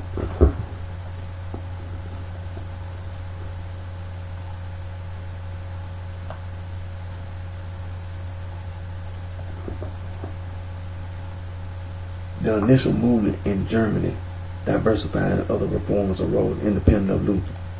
The groundwork of the Reformation was developed by three major reformers: Luther in Wittenberg, Zwingli in Zurich, and Calvin in Geneva. Depending on country, the Reformation had varying causes, background, and also unfolded differently than in Germany. The spread of Gutenberg's printing press provided the means for the rapid dissemination of religious materials in the vernacular. Lutheran churches were founded in Germany, the Baltics, and Scandinavia, and reformed ones in Switzerland, Hungary, France, the Netherlands, and Scotland. The movement influenced the Church of England after 1547 under Edward VI and Elizabeth I, although the English Reformation had begun under Henry VIII in 1534. Reformation movements throughout continental Europe, known as the Radical Reformation, gave rise to various Anabaptist movements. Radical reformers, besides forming communities outside state sanctions, often employ more extreme doctrinal change, such as the rejection of the tenets of the Council of Nicaea and Chalcedon, Anabaptism suffered a major blow early in the German Peasant War and was persecuted for centuries. After that, the Reformation in Transylvania led to the merger of Unitarianism. It is historically considered an exceptional event in church history. The Catholic Church responded with a counter-reformation, initiated by the Council of Trent in 1545, and a new order, the Jesuits, founded in 1540 Northern Europe. With the exception of most of Ireland came under the influence of Protestantism. Southern Europe remained Catholic. Central Europe became a site of a fierce conflict that culminated in the 30 Years' War. Being a Protestant, being a reformer, you're still a Catholic. That what reform mean, Protestant. Because when you say a Protestant, you have to remember who called you a Protestant. It was the Catholics who called the people who was trying to change the Catholic Church. They called you a Protestant. That's who called you a Protestant. It was the Catholics. They had the label. They gave you a label. It was the Catholics who gave you a label. They gave all those reformers a name, label, Protestant. When you're trying to reform the Catholic Church, you're a Catholic. And 95 Thesis is some kind of corrupt organization literature. It wasn't all this stuff about writing literature. The 95 Thesis. Then you get into all these arguments and fights. It's some corrupt organization. That's what that is. It's some kind of criminal organization. It's the literature. That's basically what it is. You can claim whatever you want about it. Because first of all, the Catholic Church wasn't right anyway. You trying to reform the Catholic Church. Now,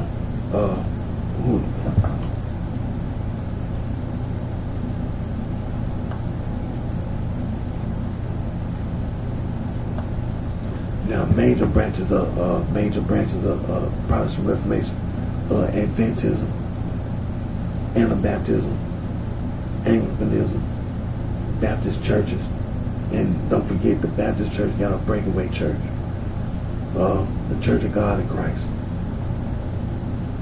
Calvinism, Lutheranism, Methodism, Pentecostalism.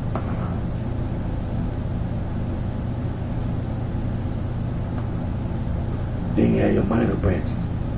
Hussitism, Waldensianism, Plymouth Brethren, Holiness Movement, Quakerism, multiple others. Your interdenominational movements, evangelicalism, charismatic movement, neo-charismatic movement.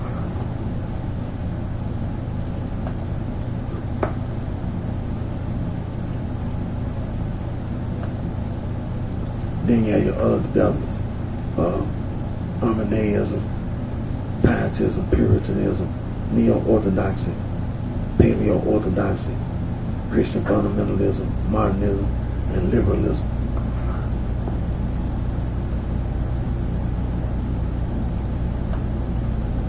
Then you have your related movements, non-denominational churches, and house churches. Now let's go over here to the American Restoration Movement.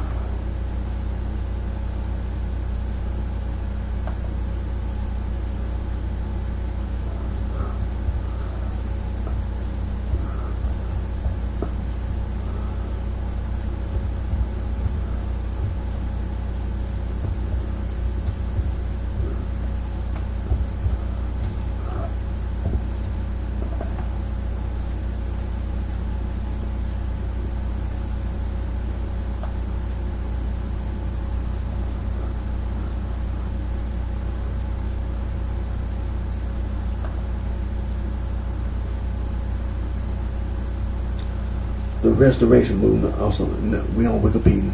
We on Wikipedia, everybody. Quick reference. The Restoration movement, also known as the American Restoration movement or the Stone Campbell movement, and pejoratively as Campbellism, is a Christian movement that began on the United States frontier during the Second Great Awakening, 1790-1840. Of the early 19th century. Pioneers of this movement were seeking to reform the church from within and sought the unification of all Christians in a single body, patterned after the church of the New Testament. Especially since the mid-20th century, members of these churches do not identify as Protestant but simply as Christian. The Restoration movement developed from several independent strands of religious revival that idealized early Christianity. Two groups which independently developed similar approaches to the Christian faith were particularly important. The first, led by Barton W. Stone, began at Cane Ridge, Kentucky, and identified as Christians. The second began in Western Pennsylvania and Virginia, now West Virginia. It was led by Thomas Campbell and his son Alexander Campbell, both educated in Scotland. They eventually used the name Disciples of Christ. Both groups sought to restore the whole Christian church on the pattern set forth in the New Testament. Both believed that creeds kept Christianity divided. In 1832, they joined in fellowship with a handshake. Among other things, they were united in the belief that Jesus is the Christ, the Son of God, that Christians should celebrate the Lord's Supper on the first day of each week, and that baptism of adult believers by immersion in water is a necessary condition for salvation. Because the founders wanted to abandon all denominational labels, they used the biblical names for the followers of Jesus. Both groups promoted a return to the purposes of the first century church as described in the New Testament. One historian of the movement has argued that it was primarily a unity movement with the restoration motive playing a subordinate role. The Restoration movement has since divided into multiple separate groups. There are three main branches in the U.S.: the Church of Christ, the unaffiliated Christian Church, Church of Christ congregations, and the Christian Church Disciples of Christ. Some characterize the division in the movement as a result of the tension between the goals of restoration and ecumenism. The Church of Christ and unaffiliated Christian Church, Church of Christ congregations, resolve the tension by stressing restoration, while the Christian Church, Disciples of Christ, resolve the tension by stressing ecumenism. A number of groups outside the U.S. also have historical associations with this movement, such as the Evangelical Christian Church in Canada and the Church of Christ in Australia.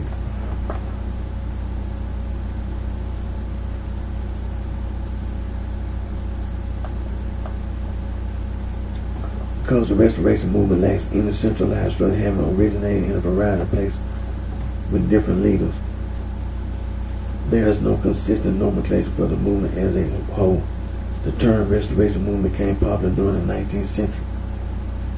This appears to be due to the influence of Alexander Campbell's essays on the restoration of the ancient order of things in the Christian Baptists. The term Stone Campbell movement emerged towards the end of the 20th century as a way to avoid the difficulty associated with some other names that have been used, and to maintain a sense of the collective history of the movement. Now, let's just say this. Just go straight to the point. There was never no need for no restoration movement. Stop lying. See, we just went over this stuff about this letter that Saint Ignatius wrote in 110 AD. There wasn't no need for him to write no letter. There were groups already. There were groups calling themselves the church. There wasn't no need for no Catholic church. You're a criminal. You really are. They really are the criminals. See, when we were talking about, see, this is what we get back to when we talk about the criminals in the Old Testament, New Testament. The people who were criminals, who were doing the persecuting. The people who were doing the persecuting. We have to identify who doing the persecuting. We see who being persecuted, the disciples. And let's just say this. When we talk about people, we talk about the Ethiopian being baptized, became a disciple. A lot of the Jesus Christ, Aramaic, Mary, Jesus' father, Joseph. We have his lineage. Mary, the mother of Jesus. Because, her cousin Elizabeth, she got pregnant. John the Baptist's mother. And so, the Hebrews, Semite, the Aramaeans, they are Semite.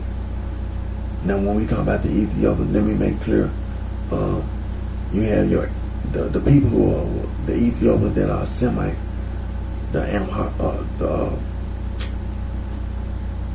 Amharic. That's who the Semites are in Ethiopia. Now, that other group in Ethiopia, they're Afro-Asiatic, but they're not a Semite. The Somalis, they are Afro-Asiatic. The Chadic, they Afro-Asiatic. The Egyptians, they Afro-Asiatic. The Berber, they Afro-Asiatic. But when it comes to the Semites, the Arabs, the Amharics, the Eritreans, and the Maltese, that's who your Semites are.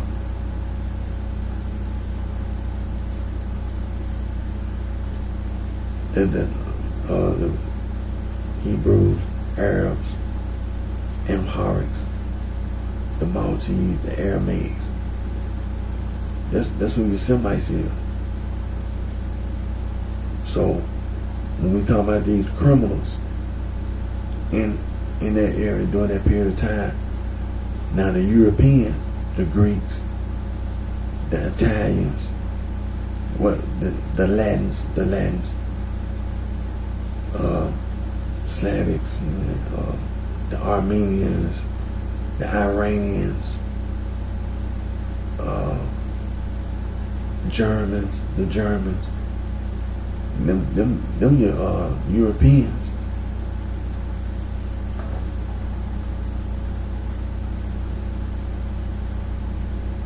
So when we're trying to identify who the persecutors and the people who are being persecuted, see, it was a variety of people walking around in this area. We know that the Romans were occupying this area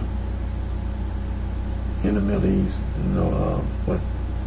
Judea and Samaria and Galilee, Israel were being occupied by the Roman Empire. And the Roman Empire was a vast area, all the way from Italy all the way over to the Middle East and stretching all the way over to Syria and it was pretty North Africa. That was the Roman Empire. And then stretched on to other parts of Europe. That was the Roman Empire. So when we talk about the people that was doing the persecuting, the criminals, that's pretty much who it was. It was the Semite. Some of these people, the Semite. Some of these people who are Semites were the disciples. Jesus Christ and the apostles, they were Semites. Hebrews, and Afro-Asiatic. A lot of the Europeans, when we were talking about Jesus Christ talking to the centurion, what was that? I got it wrote down here.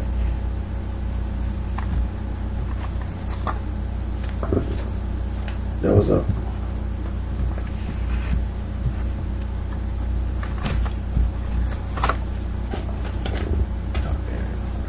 was a Matthew chapter 8, verses 15 through 13.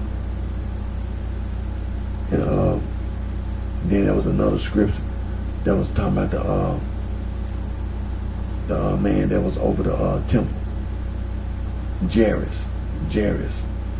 And that was in what was that, Luke 7, verses 1 through 10. That was talking about Jairus and his daughter, and also the woman with the hemorrhage that touched Jesus, the hem of his garment. But the centurion, Roman, then in the book of Acts, remember we read Acts chapter 10. The centurion had a vision of the Italian band. See, this is what we're talking about, the disciples. People who were being persecuted and people who were doing the persecuting. Now,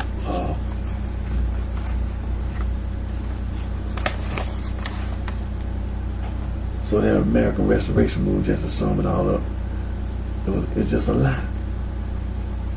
It's a lie. There was no need for it. There's no need for no American Restoration. People need to stop lying about the disciples. That's what you need to do. That's what it is. People need to stop lying about the disciples. Now let's while we're on Wikipedia, let's go over to the crucifixion of Jesus Christ.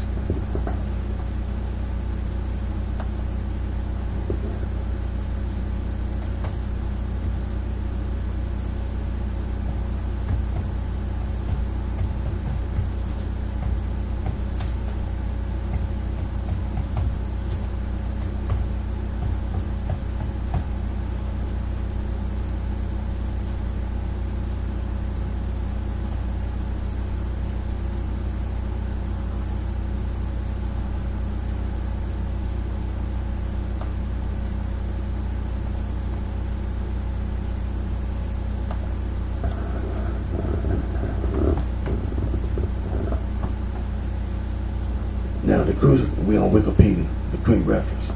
The crucifixion of Jesus occurred in 1st century Judea, most likely between AD 30 and 33.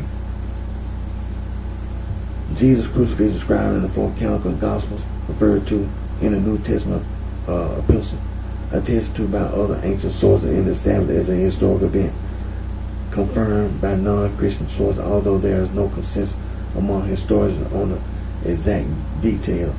According to the canonical gospel, Jesus was arrested and tried by the Sanhedrin, and then sentenced by Pontius Pilate to be scourged and finally crucified by the Romans. Jesus was stripped of his clothing and offered wine mixed with myrrh or gall to drink before being crucified. He was then hung between two convicted thieves, and according to the Gospel of Mark, died some 6 hours later. During this time, the soldiers affixed a sign to the top of the cross stating, Jesus of Nazareth, King of the Jews, which according to the Gospel of John was written in 3 languages.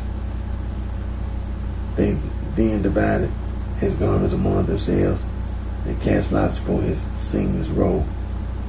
According to the Gospel of John, after Jesus' death, one soldier pierced his side with a spear to be certain that he had died.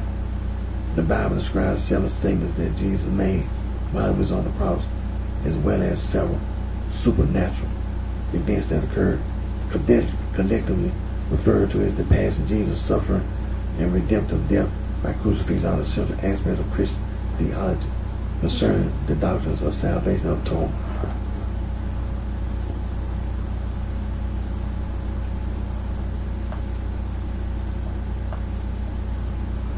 Now, scroll down. to where it's talking about the historicity.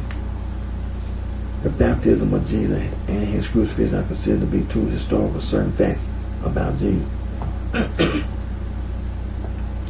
James Dunn states that these two facts in the life of Jesus command almost universal assent and rank so high on the almost impossible to doubt or deny scale of historical facts that they are often the starting point for the study of the historical Jesus. Bart Ehrman states that the crucifixion of Jesus on the orders of Pontius Pilate is the most certain element about him. John Dominic Crossan states that the crucifixion of Jesus is as certain as any historical fact can be. Eddie and Boyd state that it is now firmly established that there is non-Christian confirmation of the crucifixion of Jesus. Craig Bloomberg states that most scholars in the third quest for the historical Jesus consider the crucifixion indisputable. Christopher M. Tucker states that although the exact reason for the death of Jesus are hard to determine, one of the indisputable facts about him is that he was crucified. While scholars agree on the historicity of the crucifixion, they differ on the reason and context for it. For example, both E.B. Sanders and Paula Fredrickson support the historicity of the crucifixion, but contend that Jesus did not foretell his own crucifixion, that his prediction of the crucifixion is a church creation. Giza Vermes also views the crucifixion as a historical event, but provides his own explanation and background for it.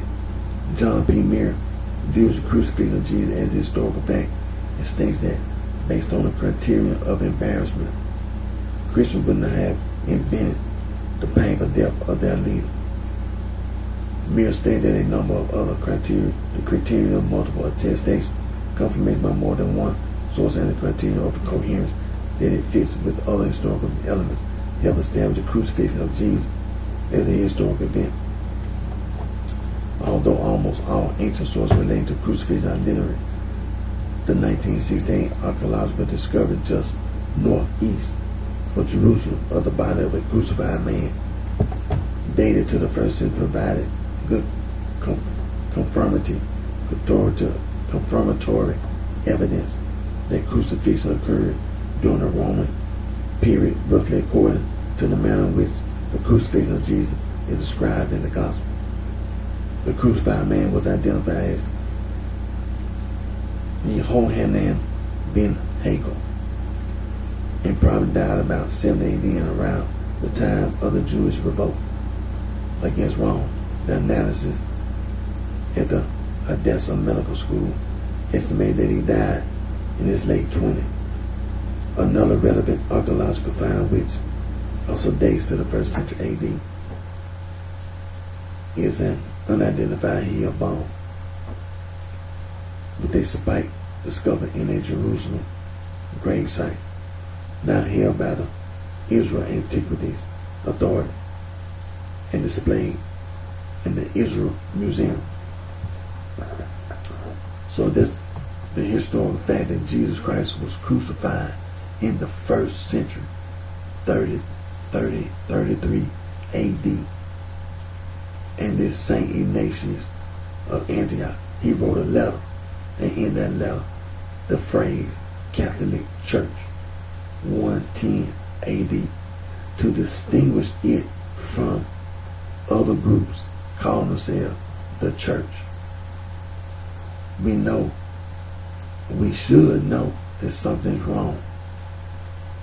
Between 33 AD and 110 AD, about 77 years. Come on now. You have to, the disciples. You can't get away with that. And then we reading in the Bible, the disciples being persecuted, the church being persecuted, people being killed, but it being not just being put in jail, people being killed by the persecutors.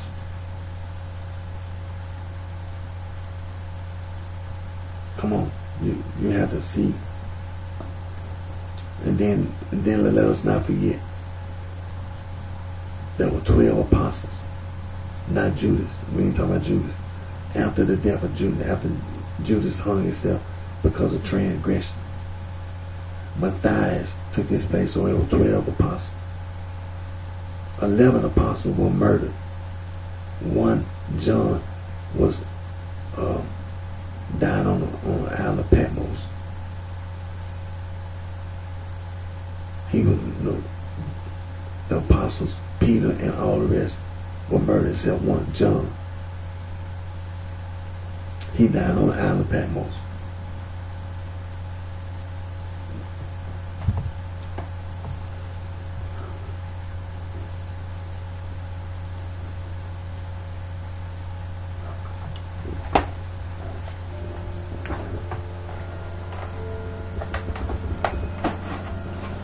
Let me get this tab right quick.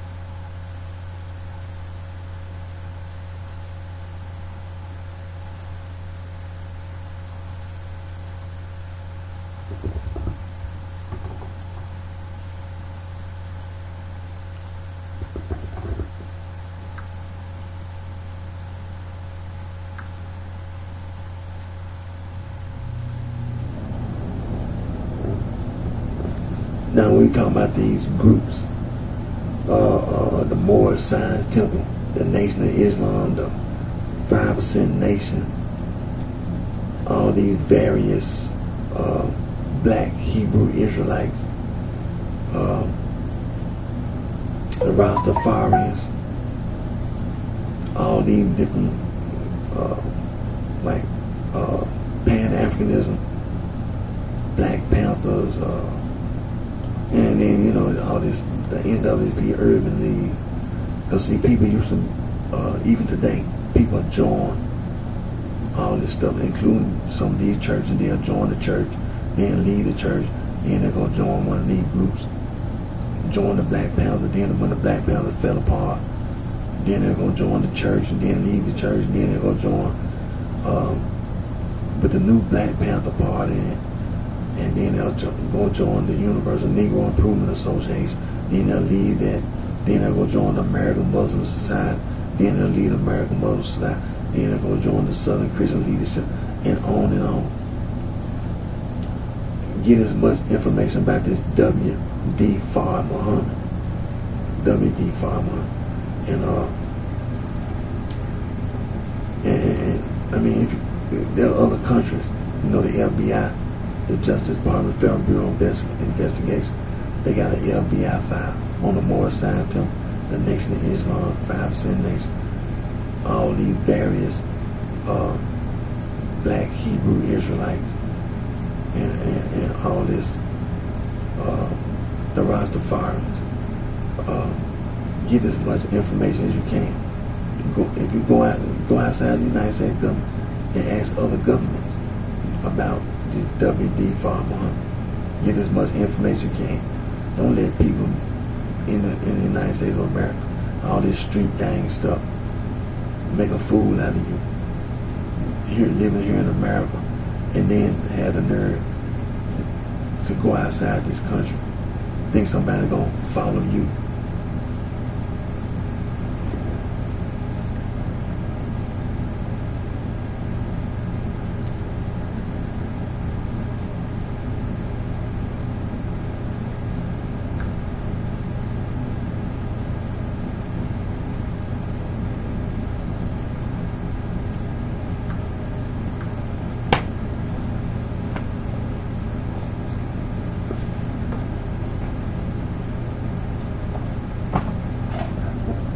Now,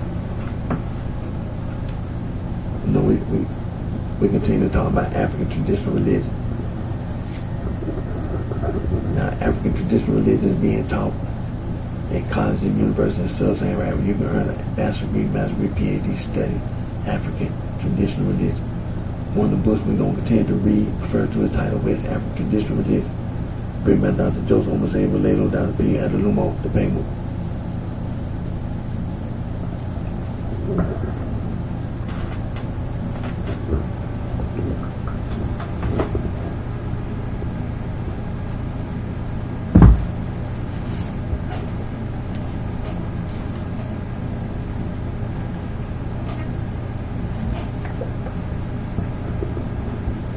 Another book we're going to read refer to the title African Traditional Religion and Definition, written by Dr. E. Beloja Adobo.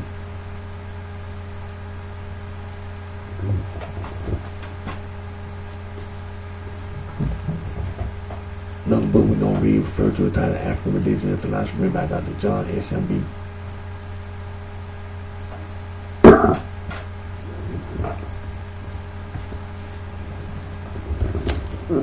Another book we're going to read refer to the title Concept of God in Africa, written by Dr. John S.M.B.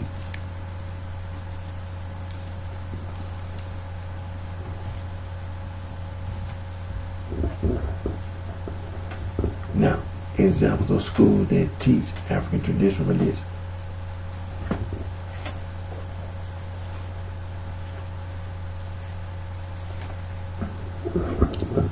Dr. Joseph Omase Vallejo, Ph.D., Aberdeen. Senior Lecturer, African Traditional Religion, Department of Religious Studies, University of Aberdeen, Aberdeen, Nigeria. Dr. P. Adelumo Dopemu, Ph.D., Aberdeen. Department of Religious Studies, University of Ilorin, Nigeria.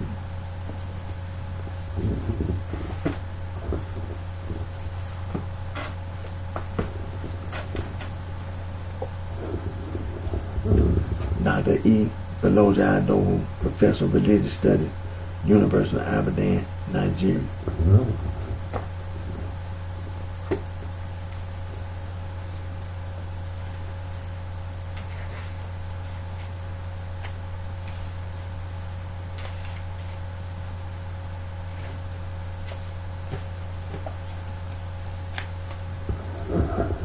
Dr. John S.M.B., born in Kenya, studied at Makerere University College in Uganda.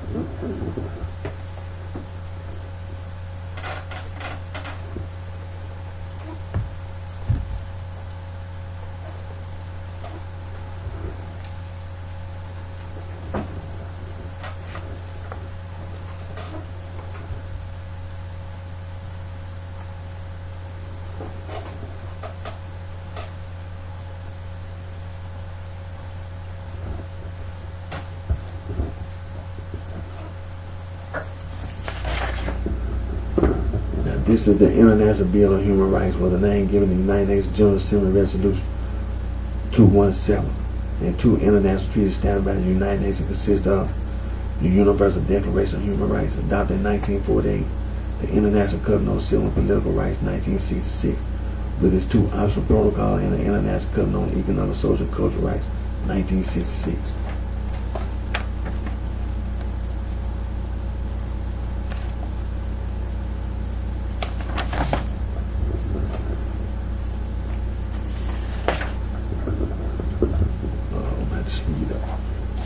Okay, this is the Convention on the Elimination of All Forms of Discrimination Against Women.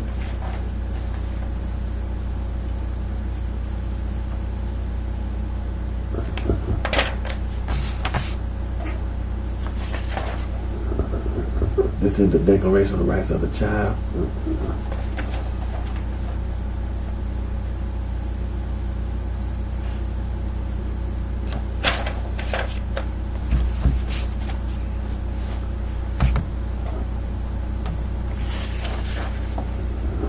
This is the United Nations Convention on the Rights of the Child.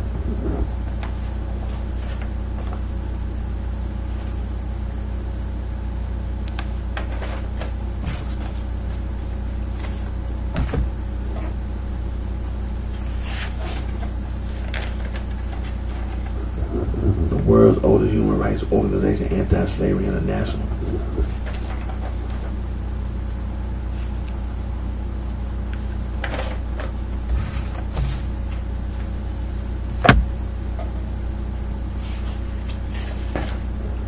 This is the International Federation for Human Rights.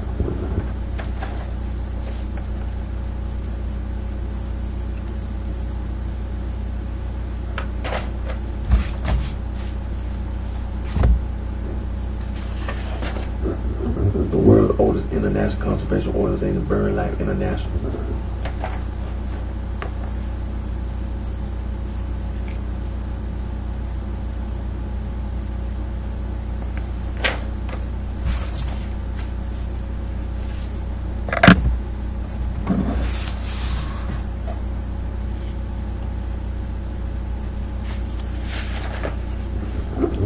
This is Fauna and Flora International, was the world's first international wildlife conservation organization.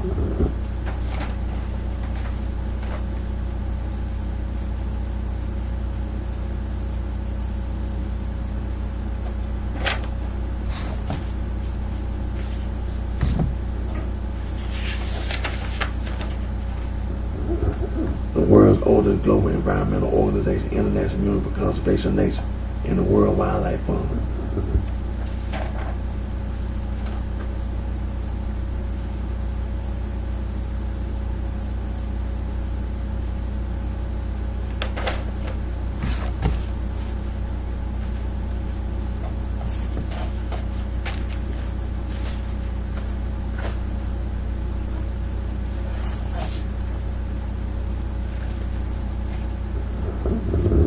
Now we know that the United States government passed laws. All governments around the world pass laws make us all safe from crime. Now the United States government passed laws such as the Organized Crime Control Act of 1970 and Title 9 of the Organized Crime Control Act of 1970, the Racketeer Influence and Corrupt Organizations Act, the RICO Act, anti-gang, as well as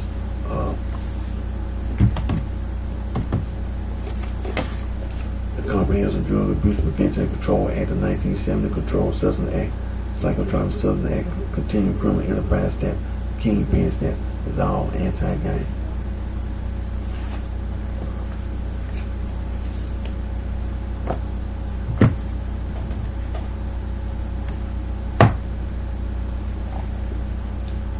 And the Juvenile Justice Legal Prevention Act of 1974.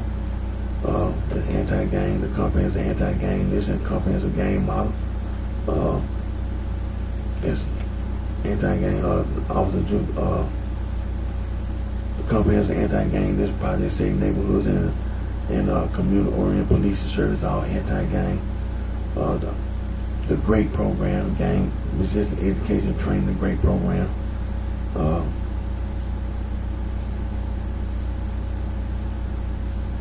The National Gang Summit, compilation of state laws against gangs, and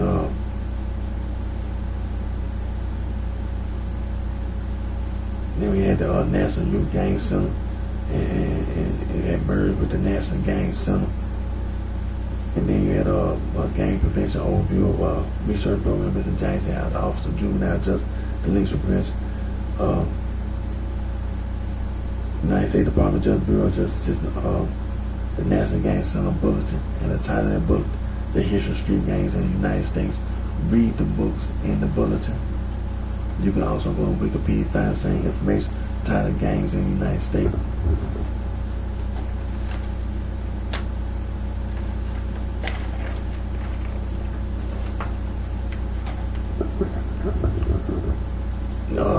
The United States Attorney Manual 1457, Criminal Street Gang Statute 18, United States Code 521.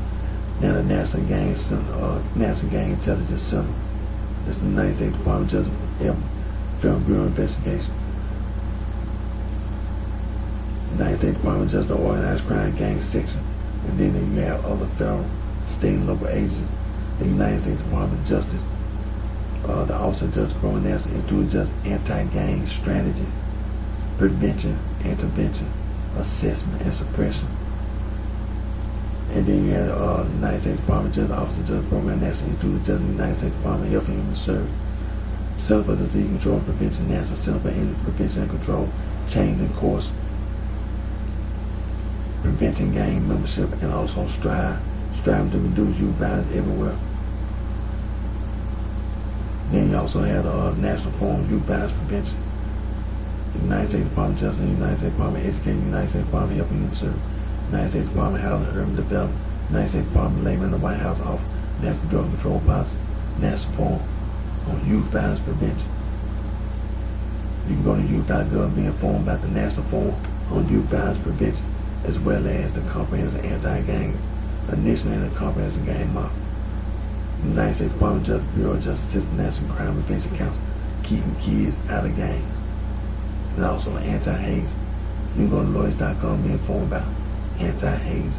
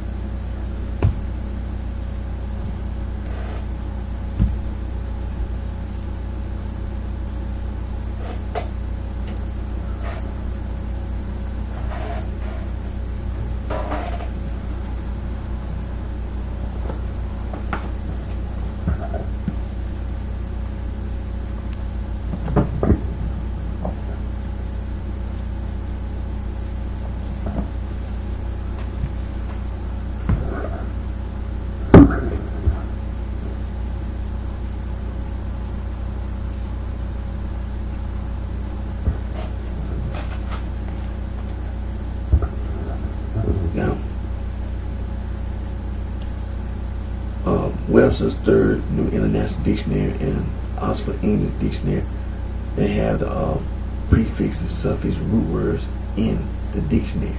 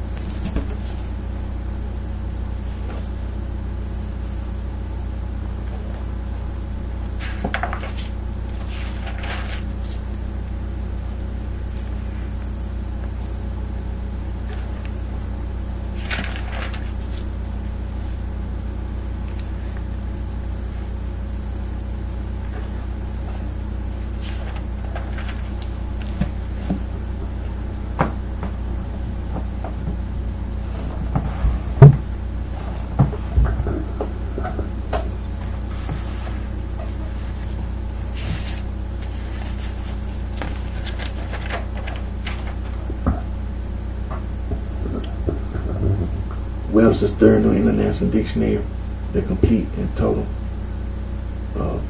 definition of meaning of the word gang, the act, manner, or means of going.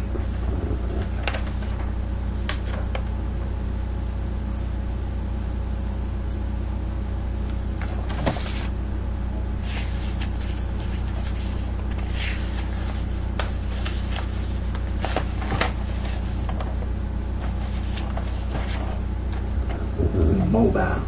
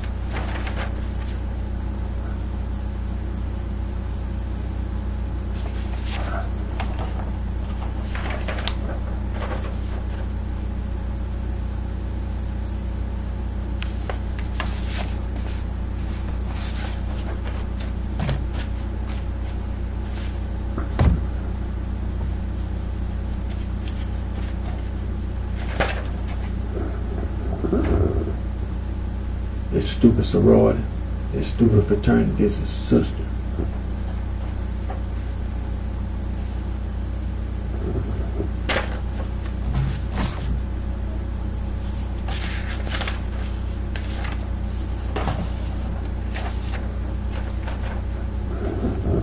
This is brother.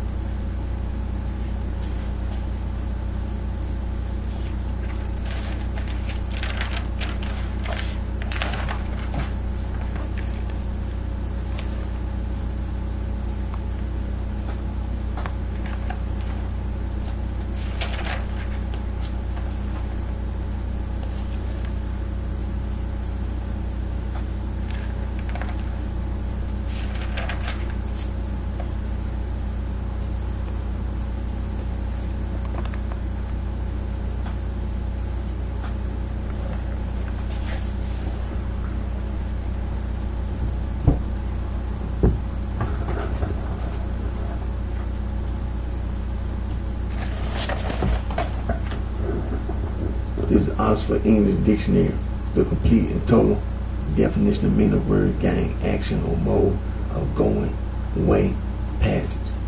Also a set of things or person.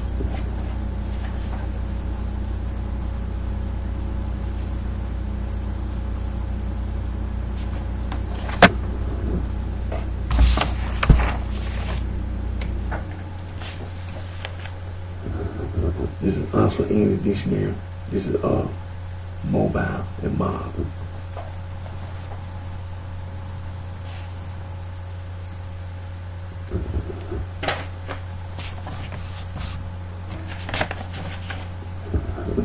It's stupid sorority, stupid fraternity.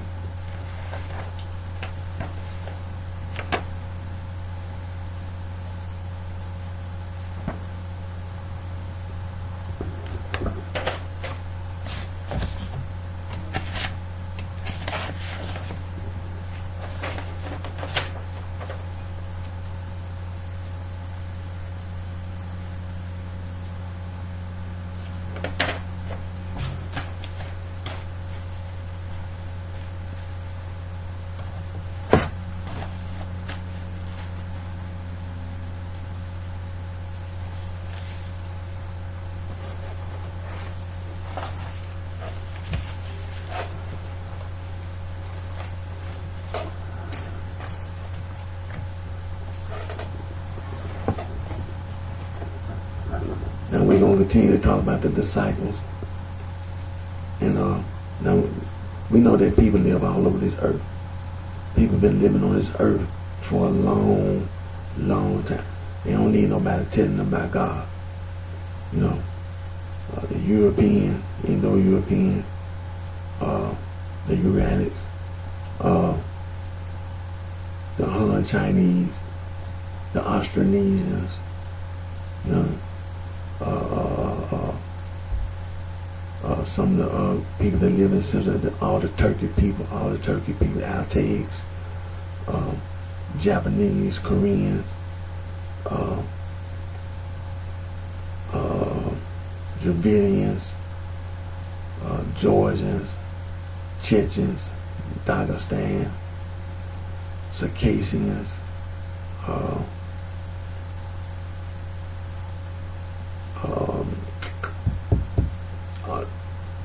the Yeniseians,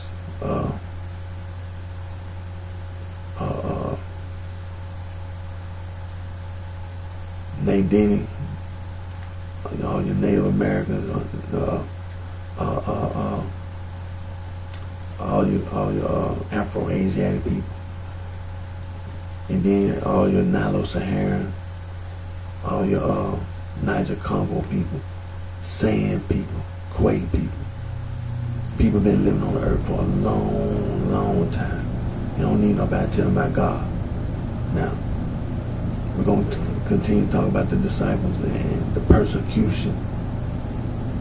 You understand? Other disciples by some criminals. There's a possibility the criminals still, they try to put something in place. And people still going by what them criminals try to put in place. The literature today. And so get ready to hear today's video.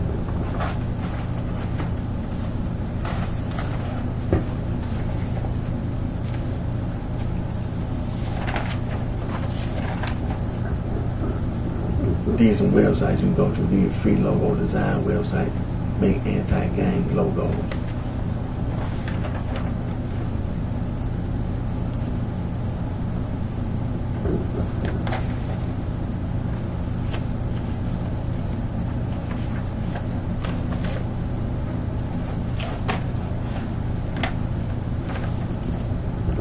It's going to be in sorority fraternity.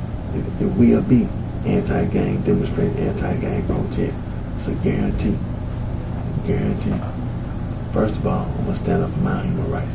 Again, my name is Eric D. Johnson, also on the BrightShine there right here in the city of Memphis, Tennessee County Sheriff's in the state of Tennessee. Thank all my fans, my support for your continued encouragement and support.